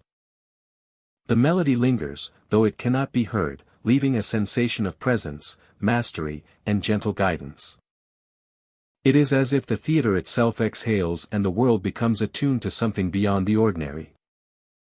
Even the architecture seems aware of his visits. Ornate moldings cast shadows that twist subtly when he appears. The chandeliers catch tiny glimmers of movement that are never there when the lights are fully bright. Floorboards creak softly in places where no one is walking. These small, almost imperceptible details accumulate into an unmistakable feeling that the Arcada Theatre holds not only the memories of performances but also the spirit of those who dedicated their lives to them. Visitors often remark on the air itself. It feels charged, almost vibrating with anticipation, yet calm and careful. The sound of a footstep echoes more heavily than expected. The rustle of a curtain sharper than it should be. And somewhere in the balcony, the violinist watches, waiting for the right moment to return. To ensure that the music continues as it always should. Some performers have said they feel an invisible hand gently correcting their posture, adjusting the angle of the bow, or encouraging the flow of a melody. As evening settles into night and the audience departs, the theater seems to exhale. The chairs align themselves in quiet rows. The lights dim to a soft glow. And if one listens closely, the faintest sense of a violin can be felt vibrating through the air. It is silent, almost imperceptible, but unmistakably there for those attuned to the space, a reminder that some presences are devoted entirely to craft, beyond life, beyond time. The Arcada Theatre continues to host performances, drawing crowds who marvel at its beauty and atmosphere. Yet, in the quiet moments between rehearsals, in the pause between bows and applause, the violinist returns. He moves with elegance, grace, and the quiet insistence of someone devoted to the perfection of music. His presence is a secret known to a fortunate few, a subtle reminder that the theater is not merely a building but a vessel for those whose passion never fades. And so, the Arcada stands, alive with history and echoes of artistry, holding in its halls the delicate, unbroken devotion of a violinist who continues to bow, to guide, and to exist beyond the reach of ordinary sight. Those who enter may never see him, may never feel the gentle weight on their shoulders, but the energy of his presence lingers, leaving a subtle mark on every note played, every performance given, and every memory made within this historic space. The Tivoli Theatre in Downers Grove stands as a relic of a bygone era, its ornate facade and glowing marquee a testament to decades of cinematic history. During the day, visitors admire the intricate plasterwork, the sweeping arches, and the elegance of a theater that has witnessed countless premieres, concerts, and community events. Yet, when the sun sets and the last ticket is torn, the theater seems to shift, revealing a quieter, more mysterious side hidden behind its bright lights. The projection booth, perched above the auditorium, becomes the focal point of many strange reports. Staff who work late describe shadow shapes pacing across the small room. Their movement is deliberate, almost methodical, as though performing a duty that has been repeated for decades. The air grows heavy with anticipation, carrying the faint mechanical hum of projectors that do not spin and reels that turn without power. The effect is subtle, almost hypnotic, blending the familiar sounds of cinema with something far more intangible. Those who have entered the booth at night often mention a lingering smell, smoky and sharp, drifting through the small space. It is the scent of cigarettes, heavy and distinct, belonging to a figure long gone yet impossible to forget. The projectionist, so the story goes, refused to abandon his post, even after life itself pulled him away. The smell seems to move with the shadows, circling the room, a reminder that some attachments extend beyond the mortal plane. Late-night custodians recount the sensation of being watched without seeing eyes. There is no presence that approaches, no force that grips the body, yet the feeling is undeniable. A chill drifts along the walls, brushing past the spine like a passing hand, just enough to draw attention to the empty projection booth above. Some describe the reels slowly turning on their own, spinning film silently while the projector remains still, creating a surreal tableau of motion without sound. The auditorium, silent and still, seems to carry the weight of these moments. The vast curtains frame the stage like the entrance to another world. Staff report hearing faint clicks, the subtle rhythm of footsteps ascending the narrow staircase to the projection booth. The sounds are measured, almost respectful, and disappear as suddenly as they begin. It is as if the projectionist still monitors the theater, ensuring that every performance is attended in spirit if not in flesh. In the lobby, echoes of the past mingle with the present. The chatter of daytime crowds is replaced by a deep silence, broken only by the occasional creak of the floors and the distant whisper of air moving through the old ventilation system. Posters from decades past hang along the walls, their colors faded yet vibrant under the soft glow of the marquee. Some say the projectionist's presence is strongest here, wandering unseen paths, ensuring the history of the theater remains intact. The projection booth itself is small and compact, yet within its walls lies a sense of infinite space. Shadows move across spools of film, dancing lightly on the surfaces of ancient machinery. Occasionally, the metal gears turn without effort, and film loops rotate slowly, producing no sound but radiating a presence that feels profoundly alive. It is as though the projectionist continues his work, an eternal custodian of cinema, caught between duty and eternity. Visitors who remain after hours sometimes feel the temperature drop near the booth. A subtle shift that contrasts with the warmth of the theater below. The shadows appear to lengthen, stretching across walls in shapes that suggest movement and purpose. Those with keen observation have described the sensation of being guided. As if the theater itself communicates silently through the lingering spirit, conveying a story that predates their arrival. Those with keen observation have described the sensation of being guided as if the theater itself communicates silently through the lingering spirit, conveying a story that predates their arrival. Even the simplest tasks in the Tivoli at night carry weight. Cleaning crews recount the feeling of objects subtly moved. Film cases slightly displaced. Or the soft tap of a reel rolling to a stop. Nothing is threatening, nothing overtly violent. The theater breathes as if alive, and the projectionist remains its heartbeat, invisible yet undeniably present. The relationship between the living and the departed within this space is delicate. Staff and visitors are careful to respect the quiet, honoring the dedication of a figure who once devoted every night to the magic of moving pictures. There is a sense of companionship in this respect, a silent acknowledgement that the work of preserving art continues beyond a single lifetime. At the peak of night, the theater settles into profound stillness. The projector booth, high above the auditorium, holds its shadows close. The faint smell of smoke lingering as if imprinting memory into the very walls. The reels turn slowly, spinning stories without sound. A phantom performance attended by no living audience.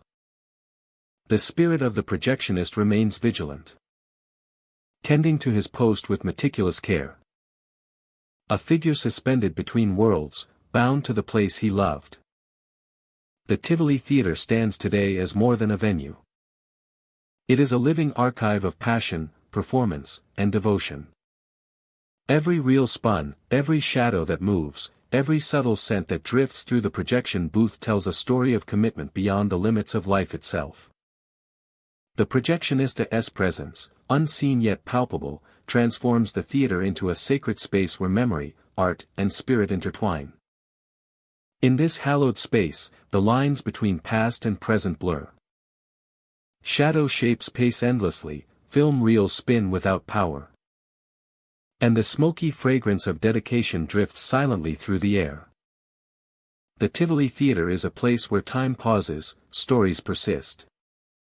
And the projectionist continues his eternal vigil, refusing to ever abandon his post.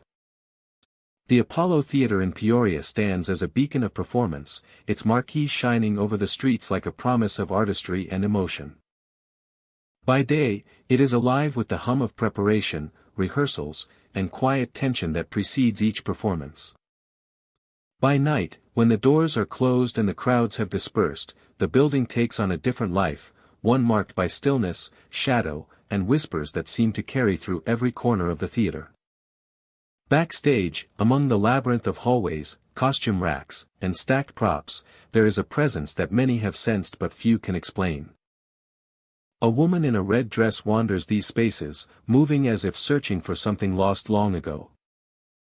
Her steps are silent, yet her presence is heavy, filling the air with a sorrow that is palpable. Those who glimpse her sense a deep melancholy, as though the walls themselves are absorbing her grief. When she calls out a single name, the effect is immediate and profound. Everyone who hears it feels sudden heartbreak, an overwhelming sadness that rises unbidden from deep within. Tears may come without warning, leaving the listeners shaken and introspective. It is not a fear that grips them, but an intimate, almost unbearable empathy for a loss they did not witness. Her sorrow lingers, settling into the floorboards, the walls, and the very air of the theater, creating a weight that is both haunting and reverent. The main auditorium reflects this duality of energy. By day, it is bright and welcoming, a place of laughter, applause, and connection. Shadows stretch across the stage and into the wings, as though the theater itself is leaning in to witness her quiet ritual. Crew members who work late hours describe feeling watched, not with malice, but with an intensity that makes the air almost electric. A simple task, such as adjusting a lighting rig or organizing props, becomes imbued with the sense that someone is present behind them, guiding, observing, or remembering. The red dress appears in glimpses, out of the corner of an eye, vanishing when fully looked at. Yet the emotional weight it carries never disappears, lingering like a memory that refuses to fade. Even the smallest details in the theater seem affected by her presence. Curtains may sway gently without wind. Shadows may shift subtly along the walls. And the faintest whisper of a name can be heard, as though carried on the air. Technicians and performers alike have reported these experiences, noting that the encounters are never threatening. Instead, they are profound, filling the building with a sorrow that is both moving and unsettling. The origins of this presence remain unknown.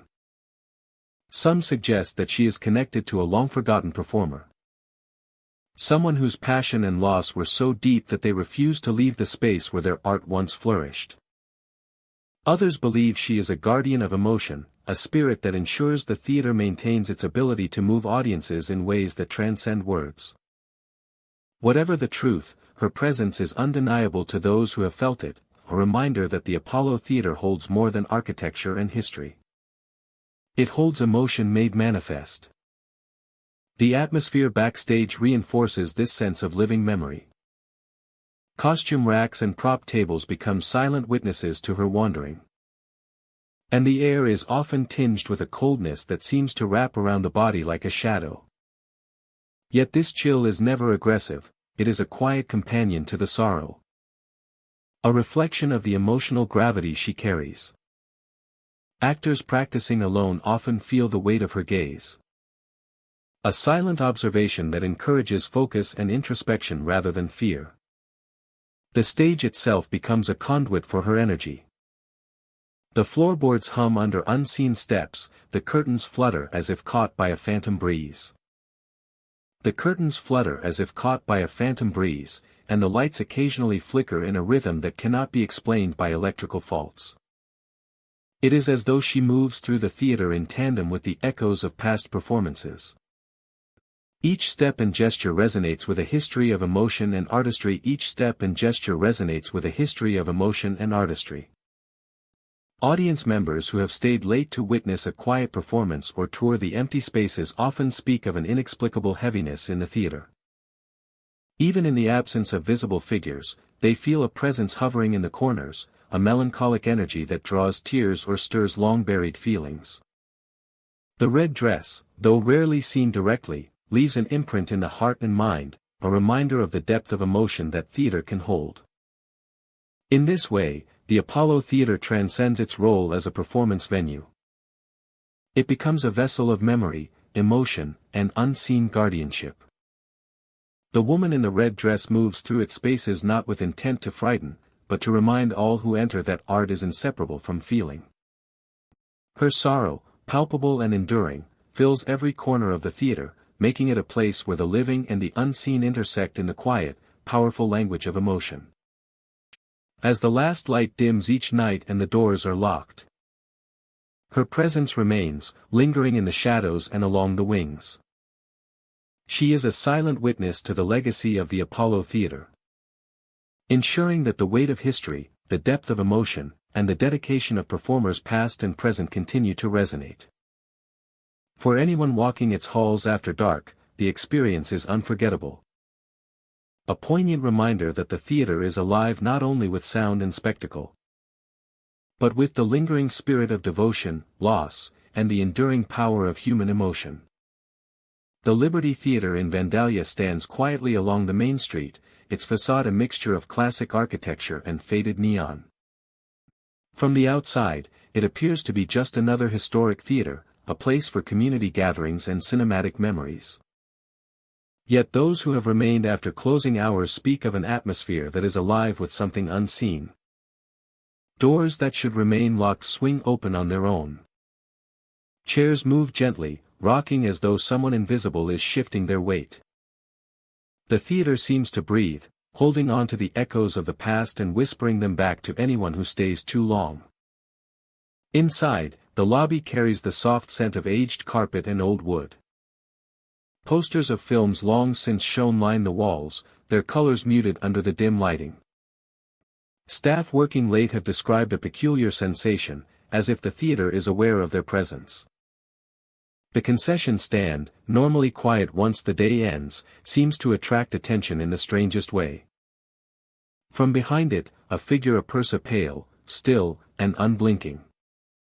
He watches silently, his expression unreadable, as though measuring the intentions of those who approach.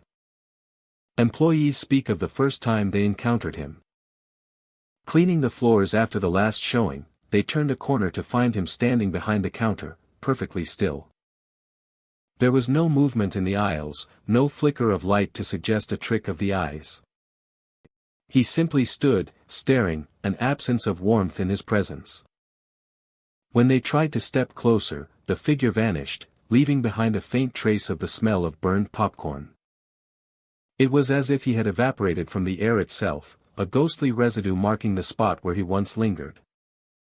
The experience is never threatening, but it leaves an impression that lingers long after leaving the theater.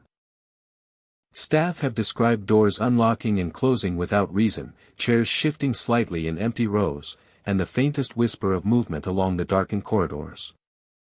Some have reported the sensation of being watched as they move through the aisles, a subtle awareness that is both unnerving and compelling. The theater seems to hold on to every moment, replaying it in small, almost imperceptible ways for those who remain. Many who have witnessed the pale man describe him as more than just a shadow. His form is distinctly human, yet unnaturally still. His skin is ghostly white, contrasting sharply against the warm tones of the theater. He does not speak, he does not gesture, but his presence communicates a quiet insistence. Those who encounter him often feel the need to move carefully, as if their actions are being observed by a being who knows the rhythm of the theater better than they ever could. In the auditorium, the sensation of the past is equally palpable. Lights flicker occasionally, illuminating the stage in brief, uneven bursts. Some staff have noted the feeling of a presence moving among the aisles, just out of sight. It is a gentle, persistent energy, as if the theater itself refuses to remain entirely empty. The concession stand remains a central point for these occurrences. His gaze follows those who enter the area, yet there is no malice in his watchfulness. When approached, he dissipates instantly, leaving only the distinct aroma of burned popcorn as evidence that he was ever there. It is a subtle reminder that the theater holds memories that cannot be fully contained or ignored. The Liberty Theater seems to operate on its own schedule after hours, its rhythms separate from the routines of those who work within it. Doors click open and closed without explanation. And chairs shift gently as if rehearsing for an audience long gone. Staff have learned to move through these spaces with a mixture of caution and respect, understanding that the theater retains a presence that is as patient as it is observant. The pale man, in particular, embodies the lingering energy of countless evenings spent in performance, projection, and anticipation. Visitors who arrive late or remain for special events often notice subtle changes in the air. The temperature shifts slightly, shadows stretch differently across the floor, and the faint smell of popcorn, sometimes burnt, sometimes sweet, can fill the lobby. These signs are never frightening, but they serve as gentle reminders that the theater is alive in ways that cannot be measured by light or sound alone. As night deepens over Vandalia, the Liberty Theater rests under the soft glow of its neon sign. The pale man returns to the concession stand, appearing just long enough to be noticed and then fading into nothingness. The faint scent of burned popcorn lingers as a signature of his presence. Chairs rock slowly in empty rows, and the faint scent of burned popcorn lingers as a signature of his presence. The Liberty Theater is more than a building. It is a vessel of memory and history. A place where the energy of past performances, staff, and visitors continues to resonate. The pale man behind the concession stand represents a connection to that energy. A reminder that some presences remain long after the lights go out. The theater waits patiently for anyone who ventures inside. Quietly observing. And offering subtle guidance through the gestures and whispers that only the attentive can perceive. Even as the streets of Vandalia quiet down, the theater maintains its watch. Its doors, chairs, and corridors continue their silent, deliberate movements. The pale man lingers behind the concession stand, ever still, ever watchful, leaving behind only the faint aroma of burned popcorn as a trace of the mysteries that inhabit this historic space. The Liberty Theater stands as a testament to the unseen stories of the past, waiting patiently for those willing to notice and respect the subtle presence that calls it home. The Normal Theater in Normal stands as a relic of a bygone era, its marquee lights still glowing softly against the evening sky. Inside, the air carries a faint scent of aged wood, polished brass, and the lingering memory of countless performances. Even when the building is empty, the theater seems alive, holding echoes of the audience, the performers, and moments long past. Red velvet seats fold down one by one, moving with a gentle rhythm as if invisible guests are taking their places. The motion is subtle at first, a quiet rustle that draws attention, and then more deliberate, as each seat aligns perfectly in its row. Those who have witnessed it describe a peculiar sensation, as though unseen figures are settling in, waiting patiently for a performance that never truly begins. A man appears in the aisle, dressed in a classic fedora and a long coat. His movements are slow and deliberate, almost ceremonial. He tips his hat politely to anyone nearby, a gesture of courtesy that seems to acknowledge both the living and the unseen. And then, as quickly as he arrives, he disappears into the soft glow of the projector, leaving only a lingering sense of his presence behind. Staff members who work late in the theater have shared similar experiences. A sudden cold draft drifts down the rows, carrying the faint rustle of fabric. Footsteps echo lightly across the floor, yet no one is there. Occasionally, a shadow flits past the corner of the stage or along the balcony, disappearing when looked at directly. The energy in the theater shifts, heavy with expectation and history, as if the building itself is preparing for a show that has no beginning and no end. The theater's architecture amplifies the mystery. Light from the projector beams across the hall, casting long shadows that ripple like water, and within these shadows, the faint outline of figures can appear and vanish without warning. It is a space where the ordinary and the extraordinary coexist, where past and present overlap in subtle, almost imperceptible ways. Some visitors have reported feeling a presence beside them while walking through the aisles. A soft brush against their arm, a momentary chill, a fleeting sense of being observed. Yet there is no fear, only the impression of unseen attention, a careful and gentle acknowledgement from those who inhabit the theater in ways that cannot be seen. The man in the fedora, like the folded seats and the whispering shadows, seems tied to the theater's history. Seems tied to the theater's history, a place where stories unfolded in front of eager eyes and rapt attention.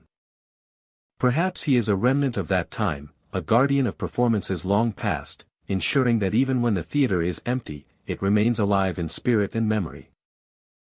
Late at night, when the streets outside are quiet and the marquee lights cast their glow across the pavement, the projector hums softly, even when no film is running. The red velvet seats respond as if guided by invisible hands.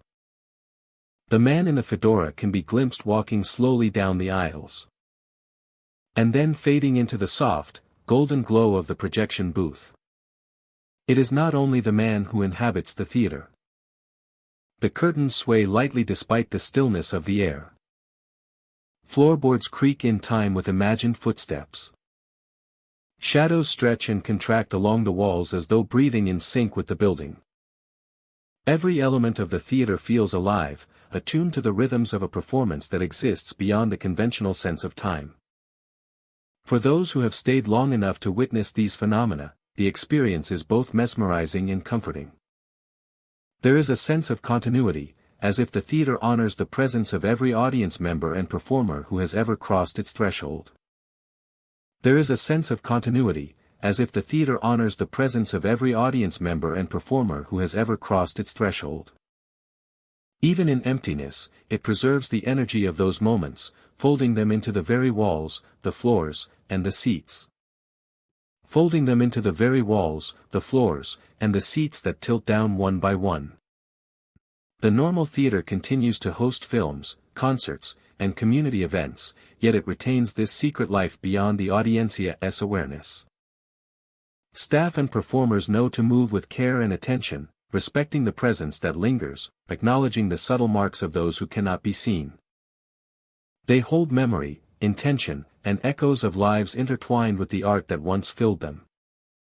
They hold memory, intention, and echoes of lives intertwined with the art that once filled them. In the quiet hours, the theater hums softly with life. The man in the fedora walks the aisle, tipping his hat in the golden glow. And though no one can touch or speak to him, his presence remains unmistakable.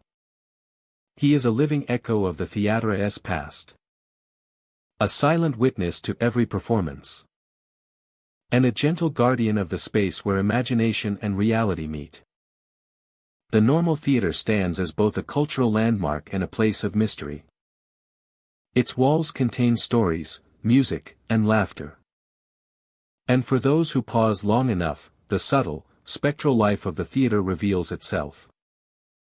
Every folded seat, every shifting shadow, and every glimpse of the man in the fedora reminds visitors that the art within these walls is eternal.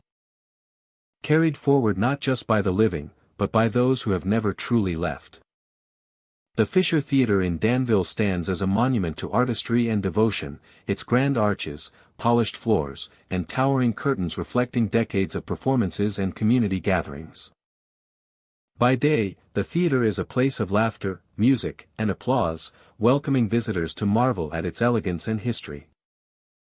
Yet when the lights dim and the last guests depart, a quieter story begins, one that lingers in the shadows and corners long after the doors are locked. Late at night, cleaning crews moving quietly through the auditorium. The soft rhythm of mops and brooms is accompanied by another sound, faint but unmistakable, of the scrape of a broom moving across the floor.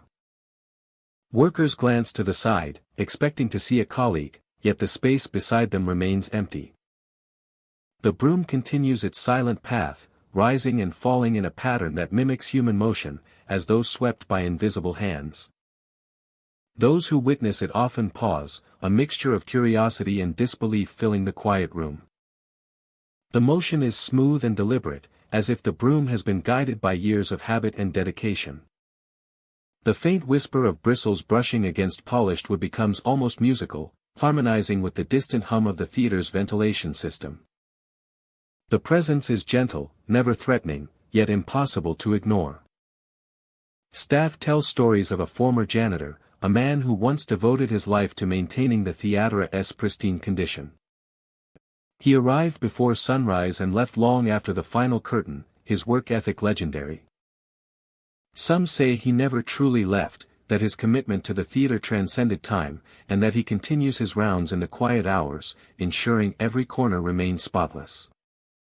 The broom moving on its own becomes a subtle echo of his presence, a lingering testament to unwavering dedication. The sensation of being accompanied by someone unseen is not limited to the broom. Cleaning staff sometimes feel a gentle pressure along their side, a sense of company without substance. The temperature in the hall may shift unexpectedly, a small chill brushing across the skin, and shadows lengthen as if acknowledging the presence.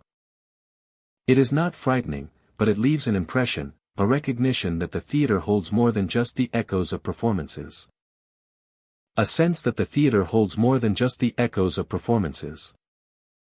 The main stage, empty and dimly lit, carries a different energy at night. The curtains hang like silent sentinels, guarding the history of countless shows. The polished floors reflect the glow of low lights, creating a sense of depth and motion even when no one is present.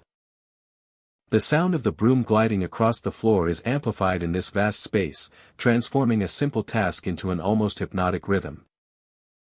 Staff moving through the auditorium feel the pulse of the building, an invisible heartbeat guiding their steps. Even in the hallways and backstage areas, the presence is subtle but persistent. Doors creak slightly when closed, as though acknowledging the passage of unseen footsteps. Occasionally, small objects shift, a dustpan tilts, or a mop handle leans in a direction it did not before. These small occurrences are gentle reminders that the theater's history is alive, held within its walls and carried by those who once walked its floors. The auditorium seats, lined in precise rows, stand silent and waiting. Light filters softly through exit signs, casting long shadows that seem to sway with a life of their own. The theater feels like a living organism, its energy responding to the dedication of the past. The janitor's presence becomes an extension of this energy, a guardian of order and care, performing duties that continue even without human oversight. Some nights, the sensation grows stronger. Staff report the feeling of a guiding hand, a subtle nudge toward areas requiring attention. The broom may pause at a spot that needs sweeping, then continue its motion without assistance. It is as if the theater itself communicates through the spirit of the janitor, ensuring that every inch is maintained, every surface polished, and every shadow acknowledged. The beauty of the Fisher Theater lies not only in its architecture but in its enduring connection to those who shaped its history. The nightly presence of a dedicated spirit serves as a reminder of the devotion required to sustain such a place. Each movement of the broom, each subtle shift of air, echoes the commitment of a lifetime spent caring for the theater. It is a performance of diligence and care, silent yet profound, observed only by those who remain after the crowds have gone. As the night deepens, the theater settles into a gentle rhythm. The sound of mops and brushes blends with the distant echoes of applause from performances long past. Shadows linger across walls and floors, soft and elongated under the dim lights.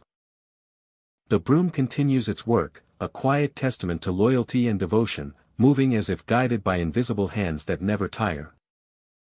In this sacred, dimly lit space, the lines between past and present blur.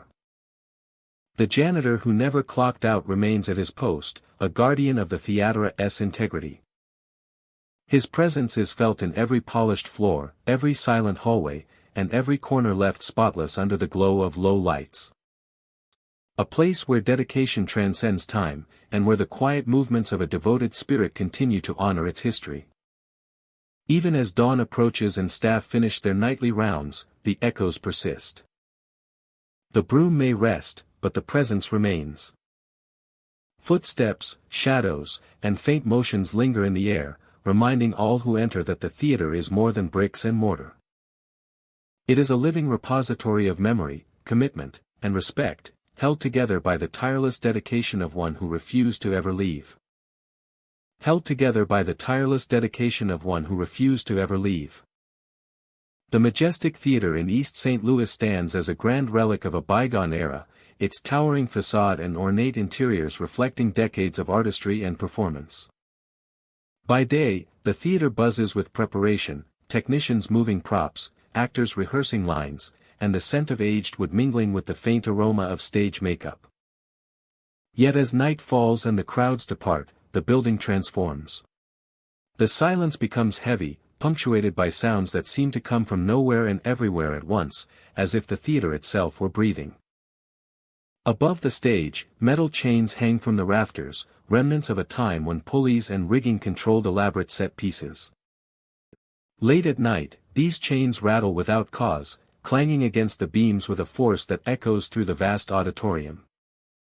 The sound carries, bouncing off the walls and ceilings, startling anyone in the space. Technicians who have witnessed this phenomenon describe a sudden, almost angry energy, a warning that the building's quiet is not meant to be disturbed. The building's quiet is not meant to be disturbed. The stage doors, heavy and imposing, are known to shudder violently on their own. Even when locked and bolted, they can rock back and forth as though something powerful is attempting to enter or exit. Crew members often pause at these moments, feeling the vibrations under their feet and the tension in the air. The motion is unpredictable, appearing when the theater is empty and silent, and vanishing as quickly as it arrived. Actors rehearsing alone report experiences that cannot be explained by drafts or shadows. During quiet moments, they feel hands gripping their ankles, tugging briefly before releasing. The sensation is sudden and firm, enough to make the heart race and the body jerk instinctively. No one is ever seen, and yet the presence is unmistakable, a tactile reminder that the theater is inhabited by something far beyond the ordinary. The atmosphere within the majestic theater carries a sense of ownership, as if the building itself or the presence within it views all who enter as intruders. As if the building itself or the presence within it views all who enter as intruders. The energy is intense and territorial, particularly in areas that have been less frequented in recent decades. Backstage corridors, storage rooms filled with props, and narrow stairwells leading to catwalks seem to hum with an invisible vigilance. Anyone moving through these spaces feels a constant awareness, as though eyes follow every step and every gesture. The auditorium, with its sweeping balconies and plush seats, amplifies the tension. Shadows stretch unnaturally along the walls when the lights are dimmed. The patterned ceilings and gilded moldings, beautiful by day, seem almost oppressive under the pale glow of emergency lighting. Sounds are distorted in the empty space, a creak of wood, the faint clatter of a prop, or a sudden gust of air becomes unnervingly pronounced. It is a theater alive in ways that are difficult to explain, reacting to the presence of the living with subtle menace. Even the smaller details carry signs of agitation. Curtains may flutter though no draft exists, and ropes used to lift scenery sometimes snap against their guides as if forced by unseen hands. Stories circulate among staff about objects moving on their own. Props shift slightly when attention is diverted, chairs tilt, and occasionally, set pieces slide across the floor as though pushed with intent. These occurrences are not chaotic but deliberate, calculated to remind the living that they are sharing space with a force that commands respect. It is a presence both protective and aggressive, maintaining the authority it has claimed over decades of empty nights and abandoned rehearsals. The catwalks above the stage are a place where this energy feels strongest. The narrow walkways and exposed beams provide no comfort for those who traverse them after hours. Technicians have reported sudden gusts of air that knock tools from their hands. Shadows flitting at the edge of vision. And an oppressive weight pressing down from above. Every movement is accompanied by a sense of being monitored. As though the presence is patrolling its domain, ensuring that nothing is out of place. Despite the unsettling occurrences, the majestic theater remains a site of fascination and reverence. Its architecture, history, and legacy of performance draw people who are eager to witness both its beauty and its mysteries. For those willing to stay late into the night, the theater offers an experience unlike any other, a vivid reminder that some places carry energies far older and more powerful than human memory alone can account for. The presence within the majestic is not silent in its communication. Its anger, its territoriality, and its insistence on vigilance are evident in the way the building responds to intrusion. Every rattle of chains, every shudder of doors, and every cold touch on a rehearsal dancer's ankle tells a story of authority and ownership. It is a force that demands acknowledgement, a spirit intertwined with the very walls, rafters, and floors of the theater. A spirit intertwined with the very walls, rafters, and floors of the theater. In the dead of night, when the doors are locked and the last footsteps fade from the marble floors. The last footsteps fade from the marble floors, the presence remains vigilant, ensuring that the theater is respected. Ensuring that the theater is respected and remembered as a space that is alive in both history and in the invisible powerful force that inhabits it. For anyone who enters the majestic theater after dark, the experience is unforgettable. The energy is immediate, oppressive, and precise, a reminder that not all spaces are empty when humans leave. The theater is a living testament to performance, memory, and power. And its invisible guardian continues to assert dominion. Maintaining a balance between awe, fear, and fascination. In the heart of East St. Louis. The Jacksonville Theatre Guild sits quietly on its street, a historic building steeped in the energy of countless performances. From the outside, it appears as a familiar, welcoming place, but those who spend time within its walls after hours know that the theater holds more than just memories of laughter and applause. But those who spend time within its walls after hours know that the theater holds more than just memories of laughter and applause. That the theater holds more than just memories of laughter and applause. There is a presence that lingers, subtle and persistent, a connection to the countless stories that have been told on its stage. There is a presence that lingers, subtle and persistent, a connection to the countless stories that have been told on its stage. A connection to the countless stories that have been told on its stage. Scripts left on music stands or desks sometimes move of their own accord. Pages rustle, as if someone unseen is flipping through them with impatience. It is a quiet, almost polite gesture, yet it carries a weight, as if the theater itself is reminding those within its walls that history is never truly still. Some performers report hearing whispers when practicing lines alone. The voice is soft and deliberate, always in the ear closest to their own. Lines of dialogue seem to appear in the air around them, guiding their performance, correcting, or encouraging. The feeling is both comforting and unnerving, a presence that is neither malicious nor entirely distant.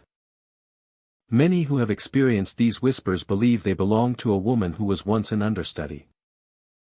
She practiced tirelessly, dedicated to her craft, yet she never received the opportunity to step onto the stage. Her spirit, it is said, remains, finding a way to participate in the performances she was denied in life.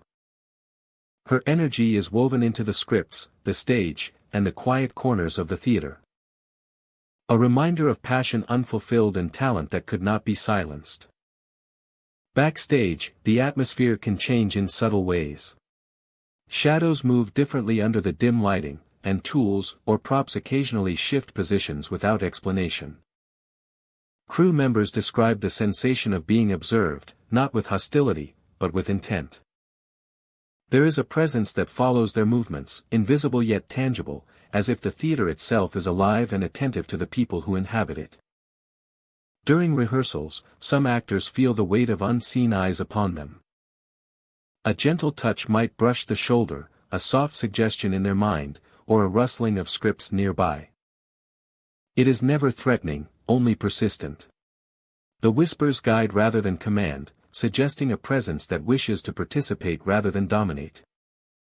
Those who listen carefully often find their performances improved, as if the energy of the past is lending strength to the present. The stage itself seems to respond to this energy. Spotlights flicker ever so slightly. Sets shift imperceptibly. And the air sometimes carries faint echoes of applause that were never recorded. Those working late report a sense of history pressing in. Of every actor, crew member, and audience member who ever filled the theater. Leaving behind traces of emotion that continue to resonate. The understudy's presence blends seamlessly with this atmosphere. A subtle thread in the larger fabric of memory. In the empty auditorium, the silence is never absolute. The faintest creak of floorboards or rustle of scripts reminds those present that the theater is not alone. The whispers can become clearer, almost conversational, as if she is offering guidance or encouragement to performers who may feel unsure. The experience is intimate, drawing a connection between the living and the memory of someone who gave everything to the craft. Even after rehearsals end and the last lights are extinguished, the influence lingers. Crew members returning the next day often notice scripts slightly displaced. As if someone had reviewed them overnight. The theater continues to shape the work of those within it. Quietly honoring the presence of a spirit devoted to performance. Visitors to the Jacksonville Theatre Guild often remark on the building's warmth, its sense of life that transcends the obvious. The walls themselves seem to hum with accumulated energy, a mixture of triumph and longing, success and unfulfilled dreams. The woman who whispers lines is part of this tapestry, a testament to dedication and the enduring impact of artistry. She does not seek attention, only participation, finding ways to connect across time with those willing to notice. As night settles over Jacksonville, the theater waits, patient and vigilant. Scripts remain on stands, some slightly turned as if recently examined. Shadows stretch across the stage and backstage hallways. The faint echo of whispered lines floats through the air. Actors and crew who have experienced her presence leave with a sense of wonder. A reminder that art and memory can transcend life itself. The Jacksonville Theater Guild is more than a building. It is a living archive of creativity, emotion, and dedication. Every rustle of paper, every whisper of dialogue, is a reflection of the countless souls who have contributed to its story. The woman with the unseen voice represents the quiet power of persistence, the enduring nature of talent unrecognized, and the way memory can continue to shape the present. Those who walk through the theater after hours feel it, a gentle but unmistakable presence. The rustle of scripts, the whispers guiding lines, the unseen hand that helps shape performances.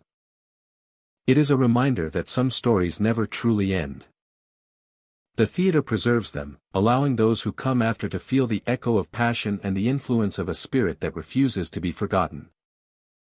The Jacksonville Theater Guild waits patiently for anyone willing to listen, offering a connection between the living and the memories of those who once dreamed upon its stage. The Woodstock Opera House rises quietly in the heart of its town, a building of brick and light that has hosted generations of performances. Its stage has known music, laughter, and applause, yet when the clock strikes midnight, the air within takes on a different quality. A stillness descends that seems almost alive, carrying with it the memory of a presence that refuses to rest.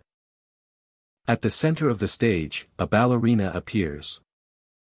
She moves with deliberate slowness, each step measured and precise, yet filled with a weight that is felt more than seen. Her costume shimmers faintly in the dim light, catching shadows that ripple across the polished wood floor. There is no sound, no music accompanying her movements, yet every turn and gesture communicates a sorrow so profound that it seems to fill the entire theater.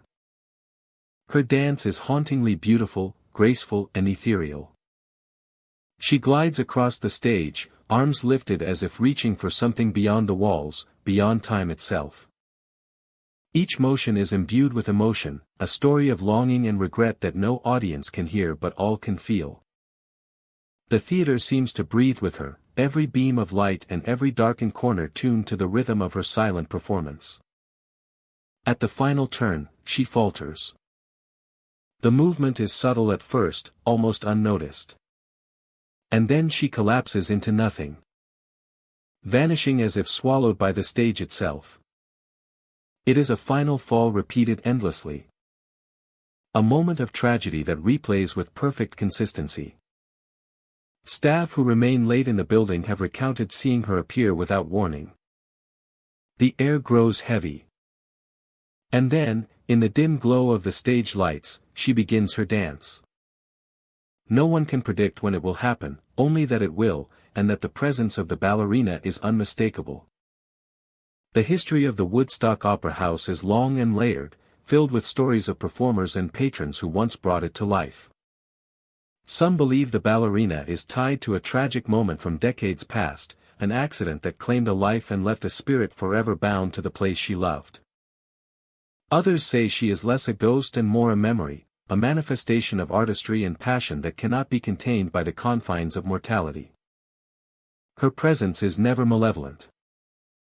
Those who have watched describe a sense of empathy, a feeling of witnessing grief. And longing that is at once beautiful and sorrowful. The dance does not frighten, but it captivates, drawing the observer into a world where time bends, and where the final act of a life can be replayed endlessly. The theater itself seems to respond to her presence. Curtains shift slightly, catching the glow of the stage lights. The floor creaks softly beneath invisible weight. Even in empty rows, the air feels charged, holding an intangible energy that seems alive. Each detail amplifies the sensation that the space is not simply architecture, but a vessel for memory, emotion, and the fleeting traces of life that continue beyond its natural span. Witnesses have described moments when the ballerina's performance feels almost tangible, the subtle brush of air from her spin, the faint rustle of fabric as she moves. These sensations come unannounced, fleeting, and delicate, leaving behind only the impression that she was ever present, a ghostly echo of human emotion given form. Some performers who rehearse or work late have spoken of an invisible guidance on the stage. Foot positioning, the curve of an arm, or the timing of a turn may feel subtly corrected. As if the spirit of the ballerina imparts a silent lesson.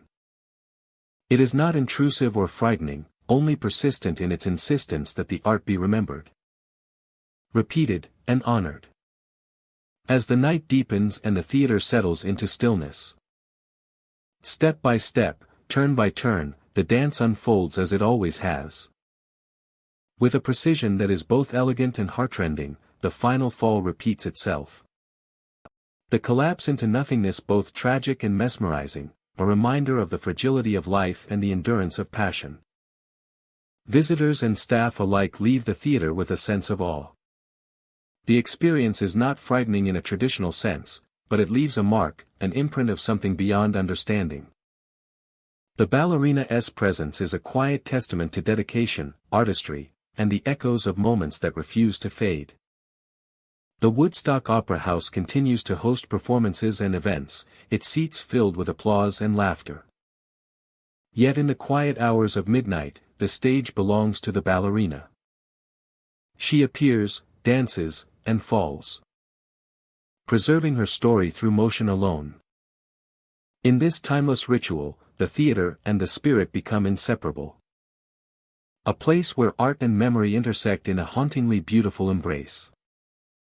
And so, the opera house stands, alive with history, light, and shadow.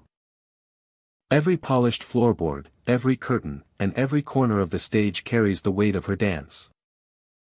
She moves with grace, sorrow, and dedication, repeating a final moment that transcends life itself. Leaving a quiet, indelible impression on all who are fortunate enough to witness her silent performance. The Liberty Theatre in Murfreesboro rises from the quiet streets like a relic of a forgotten era. Its marquee, though faded, still hints at the glamour of bygone performances. Inside, the walls echo with decades of laughter, music, and applause. Yet beneath the surface of its polished floors and velvet seats lies a different story. One that emerges when the theater is nearly empty and the shadows lengthen with the evening. Visitors attending late-night shows sometimes hear sounds that cannot be explained. A series of faint knocks begins beneath their seats, soft at first, then deliberate. The sound seems to move in rhythm with the heart, a gentle tap that grows steadily more insistent. It is never violent or aggressive, yet it carries a weight of expectation, as though something unseen seeks attention from those above. Along with the knocking, a cold sensation often spreads across the wrists and hands of audience members. The cold is neither painful nor harmful, merely persistent and unnerving. The shadows within the Liberty Theatre move with a life of their own. During the quiet moments between acts or after a late performance, visitors report seeing a crawling darkness slithering along the aisles. The shape is never fully defined, more a suggestion of motion than a form, yet it conveys an unmistakable intent. Those who notice it feel the pull of something deep, drawing downward toward the hollow spaces beneath the stage and seating. The foundation of the theater is a labyrinth of forgotten corridors and hidden spaces. Beneath the ornate floors, the beams and supports stretch into darkened hollows. This is where the crawling shadow seems most at home, writhing quietly through the empty spaces. As if seeking contact with the world above. But its presence carries urgency, a need to connect or communicate with those who occupy the auditorium. Staff and patrons alike describe a growing tension as the shadows move. The sound of the knocking combines with the sensation of being touched, creating an atmosphere that is charged yet quiet. It is as if the theater remembers all who have walked its floors and now seeks to reclaim some measure of attention. The shadows are patient, waiting for the right moment to make themselves known. And those who feel the grasp of cold fingers are left with a lingering sense of unease. The auditorium itself is a study in contrasts. The stage remains pristine, yet it carries the weight of decades of performances. Curtains hang silently, swaying slightly with subtle drafts that seem to come from nowhere. The walls, adorned with decorative moldings, reflect shadows in ways that make the space feel alive. Every element of the theater seems attuned to the presence beneath it, the hollow foundation acting as a silent conduit for unseen energy. Late at night, when the last lights dim and the building exhales into quiet, the phenomenon intensifies. The knocking grows more defined, following a rhythm that is almost musical, though uneven. Shadows appear to stretch further, inching along the floors, occasionally reaching toward the nearest person. The cold grip returns in pulses, drawing attention to the hidden spaces below. Observers report a sense of weight pressing from beneath, as if the very earth beneath the theater participates in this subtle performance. Some suggest the shadow represents the memory of those lost or forgotten, lingering in the foundation where no living eyes can see. Others believe it is a manifestation of the theater's own energy, a response to the countless emotions experienced within its walls over the decades. Whatever its origin, the effect is undeniable. Patrons feel it, remember it, and leave with an impression that extends far beyond the evening's performance. The Liberty Theatre's charm lies not only in its architecture or history, but in its ability to evoke wonder and apprehension simultaneously. The knocking beneath the seats, the cold hands that grasp and release, and the crawling shadows moving with intent, all contribute to a unique atmosphere. It is a place where past and present, seen and unseen, intersect in ways that both fascinate and unsettle. Even when the building is empty, the energy persists. The foundation carries the echoes of decades of performances, of audiences laughing, gasping, and applauding. The shadows inhabit these spaces, reaching upward to remind the living that the theater's story extends far below the polished floors. That memory can take forms both felt and seen. In this historic space, the lines between reality and the unseen blur. Patrons leave with only impressions of sensation, sounds, and shadows, yet the memory lingers long after the lights have gone out. The Liberty Theatre remains a monument to performance, history, and the mysterious forces that seem to dwell beneath its floors. Here, the hollow foundation is not empty. It is alive with quiet motion, waiting, observing, and occasionally, reaching for the world above. The next time a visitor sits in the darkened auditorium, they may feel a light tap beneath their seat, a chill along their wrist, or the creeping motion of a shadow across the floor. It is a reminder that some aspects of the theater are eternal, and that the unseen corners of the Liberty Theatre carry stories that demand to be felt. In this intersection of architecture, history, and mystery, the theater breathes in ways that extend far beyond the stage, reaching deep into the foundation. And, perhaps, into the imagination of every guest who crosses its threshold. In the Liberty Theatre carry stories that demand to be felt. The Washington Theatre in Quincy stands as a monument to performance, its elegant FAA section ade and vintage marquee hint at decades of artistry and live entertainment.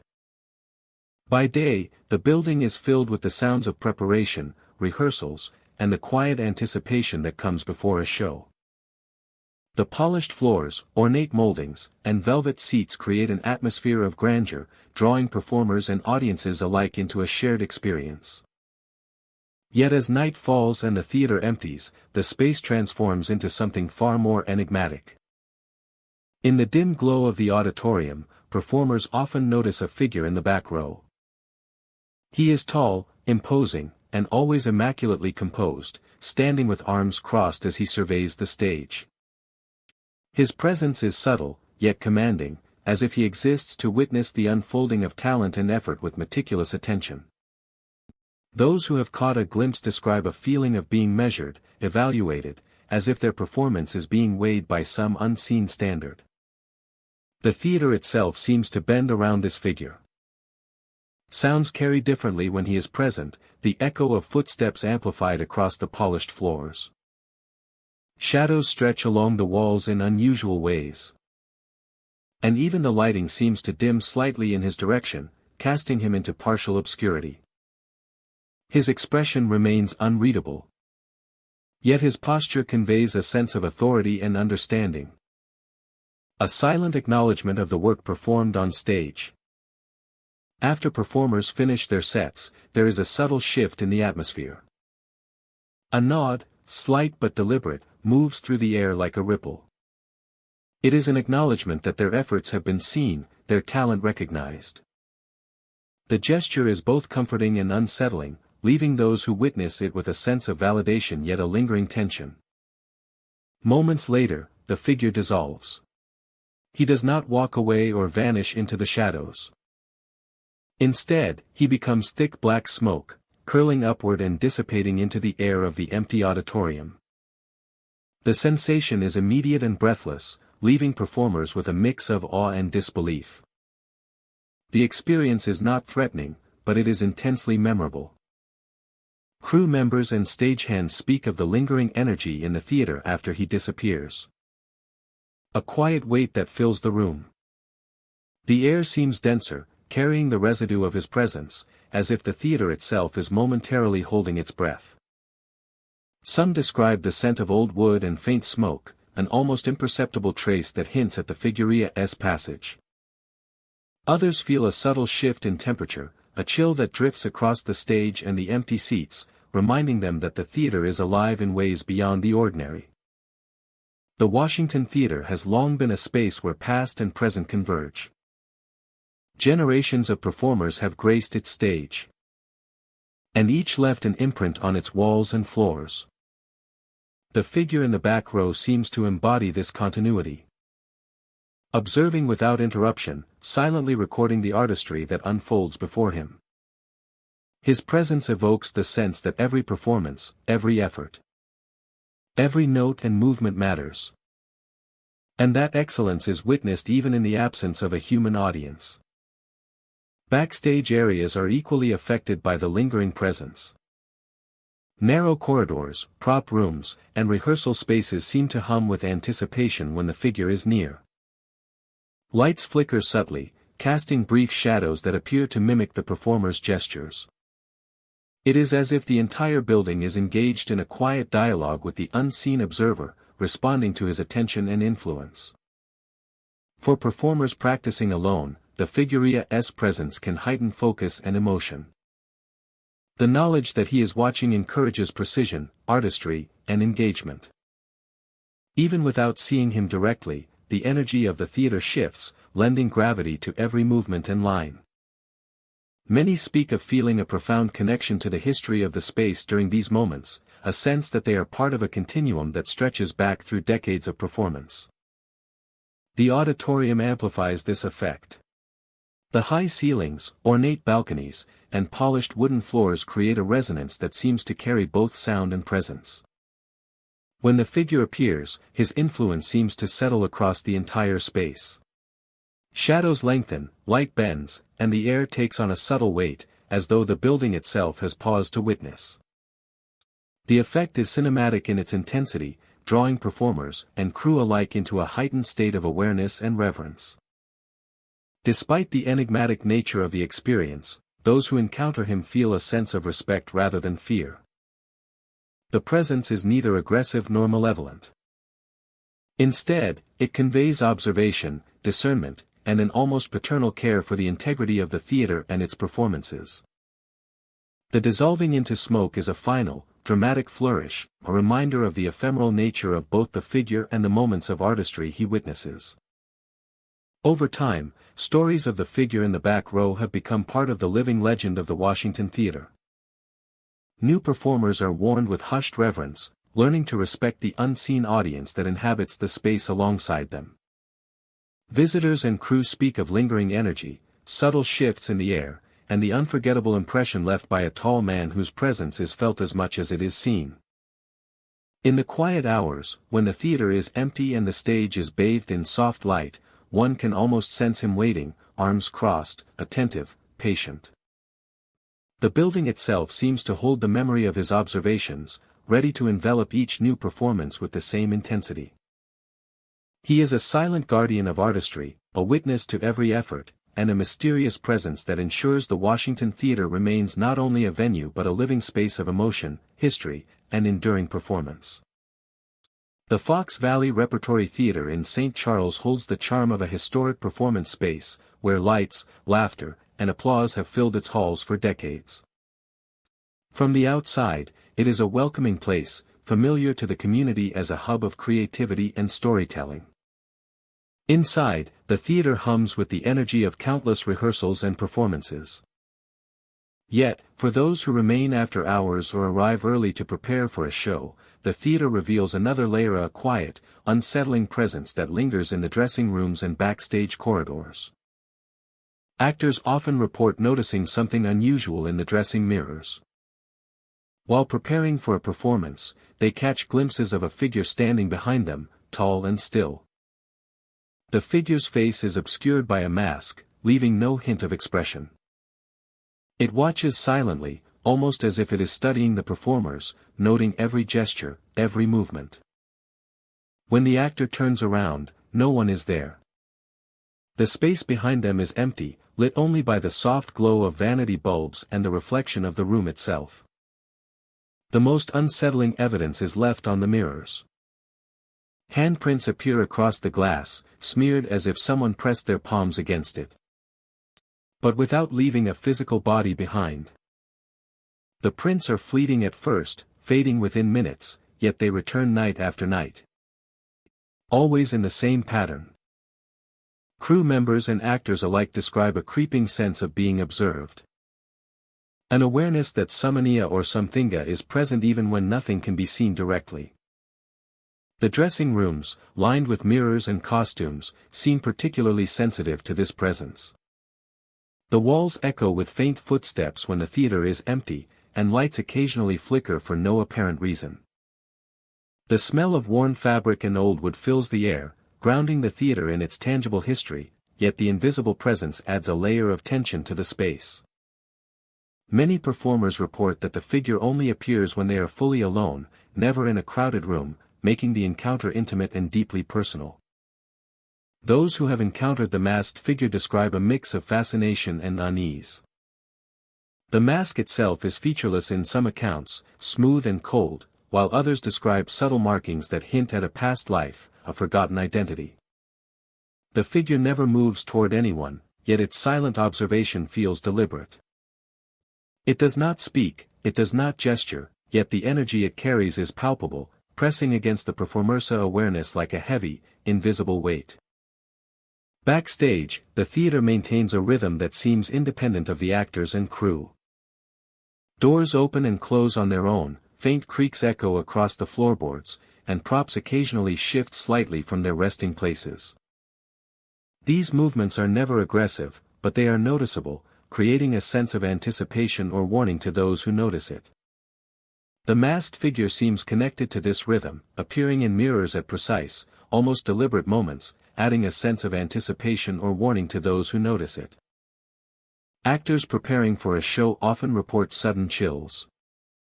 A feeling of breath on the back of their necks. And the sound of rustling fabric when no one else is present. These sensations are subtle, never violent, yet they demand attention. The masked figure is always tied to these moments. A reminder that the theater remembers its past, its performers. And the countless hours of rehearsal and preparation that fill the space between walls and ceilings. Even after the stage is empty and the theater doors are locked, the presence lingers. Crew returning the next day might find mirrors smudged with fresh handprints, lights flickering in corners, or props slightly out of place. The masked figure never reveals more than a silhouette and the imprint of its hands. It is an enigma, a ghostly observer woven into the very fabric of the theater, as much a part of the building as the stage, the curtains, and the rows of seats. Some speculate that the figure is the spirit of a performer who once graced the stage, or perhaps an understudy who never had the chance to step into the spotlight. Others believe it is a manifestation of the theater itself, a sentinel maintaining a silent watch over its history and those who bring it to life night after night. Whatever the origin, the encounters are consistently reported and described with remarkable similarity, creating a shared narrative among performers and staff. The masked figure does not frighten in the conventional sense. There is no sudden aggression, no visible malice. Instead, it inspires a cautious respect. Performers speak of heightened awareness when it appears, a focus sharpened by the invisible presence. A reminder that some histories cannot be erased, no matter how many performances pass. As the night deepens over St. Charles, the Fox Valley Repertory Theatre rests under the quiet hum of its own history. Lights dim across the auditorium. Backstage corridors fall silent, yet the energy in the dressing rooms remains. Mirrors await the next performer to prepare for the stage, ready to reveal the masked figure once again. Handprints will smear the glass, and the air will carry a subtle presence that defies explanation. The Fox Valley Repertory Theatre is more than a performance space. It is a living archive of creativity, ambition, and memory. The masked figure in the dressing mirrors represents the unseen layers of its past. The lives and stories that continue to inhabit the building long after the applause has faded.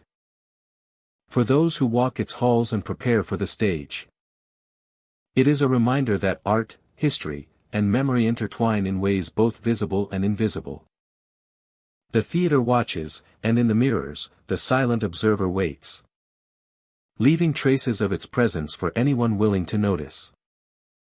The Rosebud Theatre in Effingham stands as a beacon of history and artistry, its walls lined with memories of performances long past.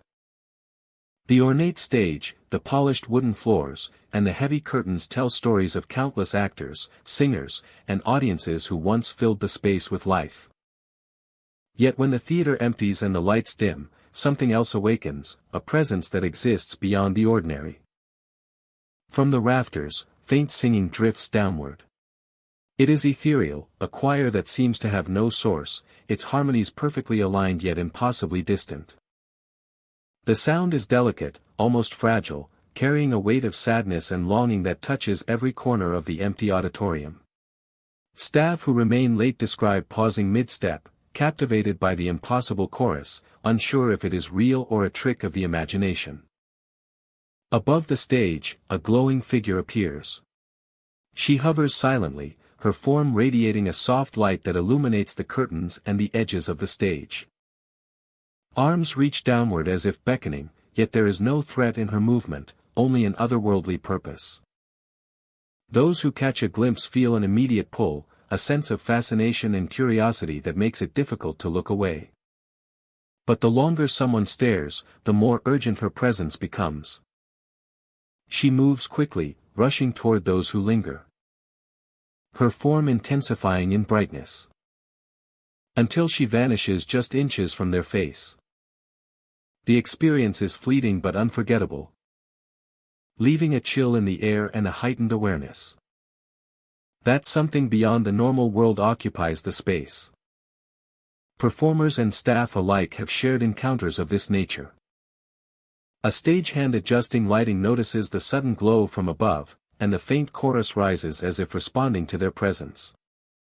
Actors practicing lines alone in the wings feel an invisible attention, a gentle pressure that seems to guide them without ever touching.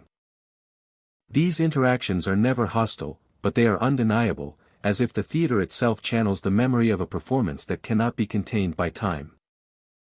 The glowing woman is often described as elegant and serene, yet tinged with sorrow.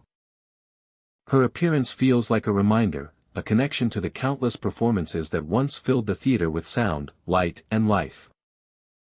The singing from the rafters continues, harmonizing with her movement, creating a scene that is both beautiful and haunting. Some believe she is tied to a moment of great significance in the theatre's past, a performer or patron whose passion for the arts was so profound that it transcended life itself. Others suggest she is a guardian of the stage, ensuring that the energy of performance, dedication, and creativity remains ever present. Regardless of her origin, the effect she has on those who witness her is immediate and powerful. The architecture of the Rosebud Theatre amplifies the mystery. Shadows gather in the corners, stretching along the ornate moldings and beneath the balconies. Even when the theatre is entirely empty, these small details suggest movement and life, hinting at the presence of someone or something beyond perception. Visitors who have remained after hours often describe the feeling of being watched. It is not oppressive or threatening, but insistent, as if unseen eyes are studying every gesture. The air grows cooler, and the faint scent of perfume or stage dust seems to carry a story that cannot be fully understood. When the glowing woman moves, she commands attention, guiding the observer's gaze while simultaneously challenging them to resist. The choir above the rafters persists, undiminished by time. Its song is a haunting reminder of artistry, dedication, and memory. Each note seems to vibrate through the walls, echoing softly against the seats, reminding all who listen that the theatre is more than a building. It is a vessel for the energy, emotion, and presence of those who once brought it to life. Late at night, when the streets of Effingham are quiet and the marquee lights glow softly against the darkness. The marquee lights glow softly against the darkness. The glowing woman hovers above the stage. Her arms extended. Her presence unwavering. The choir drifts down, filling the empty space with harmonies. Filling the empty space with harmonies that are both comforting and haunting. Anyone who lingers feels the pull of the moment. The impossible connection between the living and the unseen.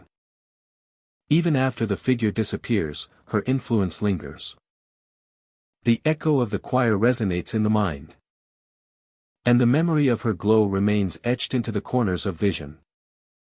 The theatre itself seems to sigh, as if acknowledging the presence that continues to guard its stage.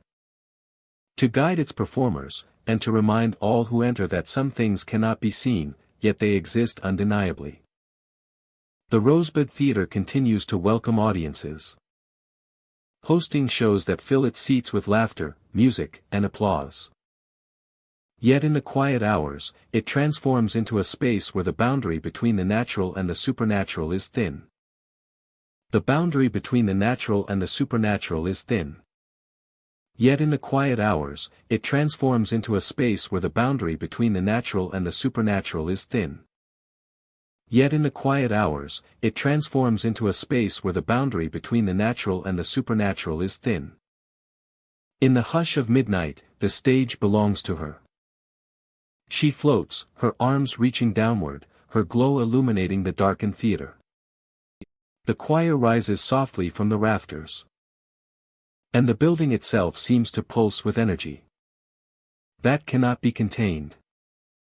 Those who witness her are left with a profound sense of awe. A reminder that some stories are eternal, replaying silently in the shadows. For those willing to see beyond the ordinary, those who witness her are left with a profound sense of awe. And so, the Rosebud Theatre endures, alive with history, light, and sound. It holds within its walls the memory of countless performances. And the lingering presence of a figure who floats above the stage. Reminding all who enter that the arts, once imbued with life and love, never truly fade. The Hoover-Leppen Theatre in Chicago stands as a grand monument to performance, its soaring ceilings, intricate moldings, and polished floors.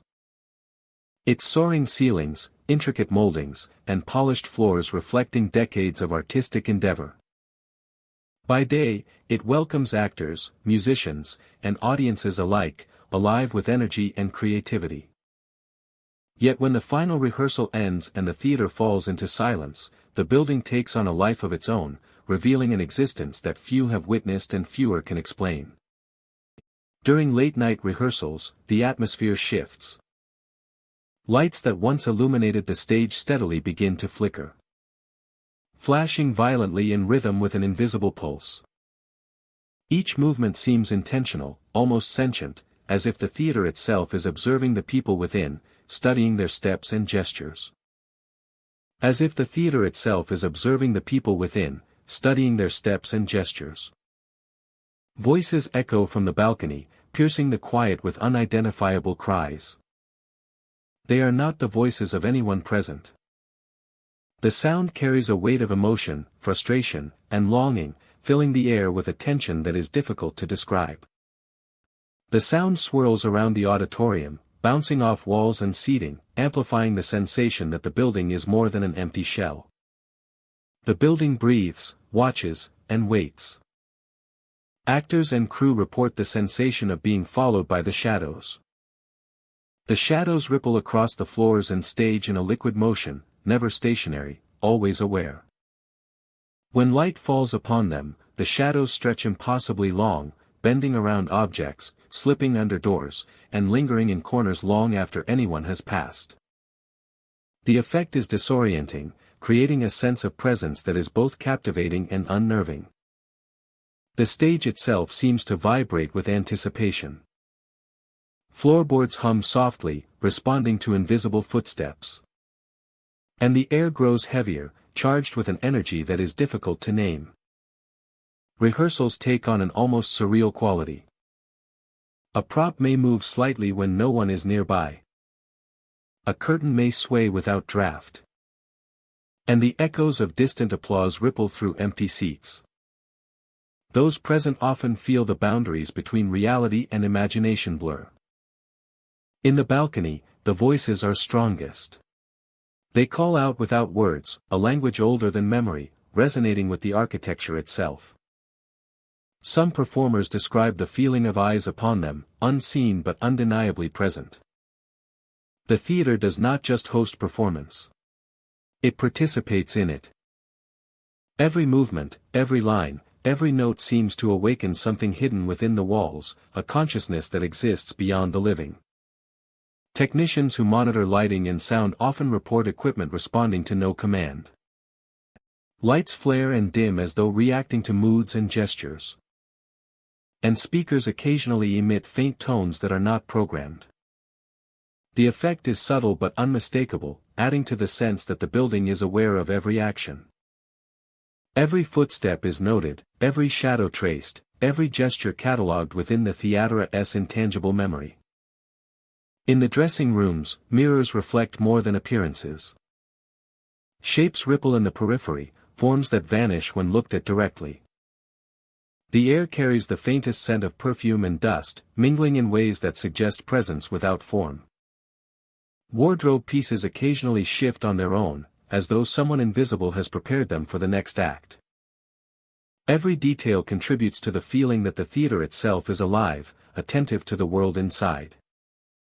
Even the hallways hum with quiet energy.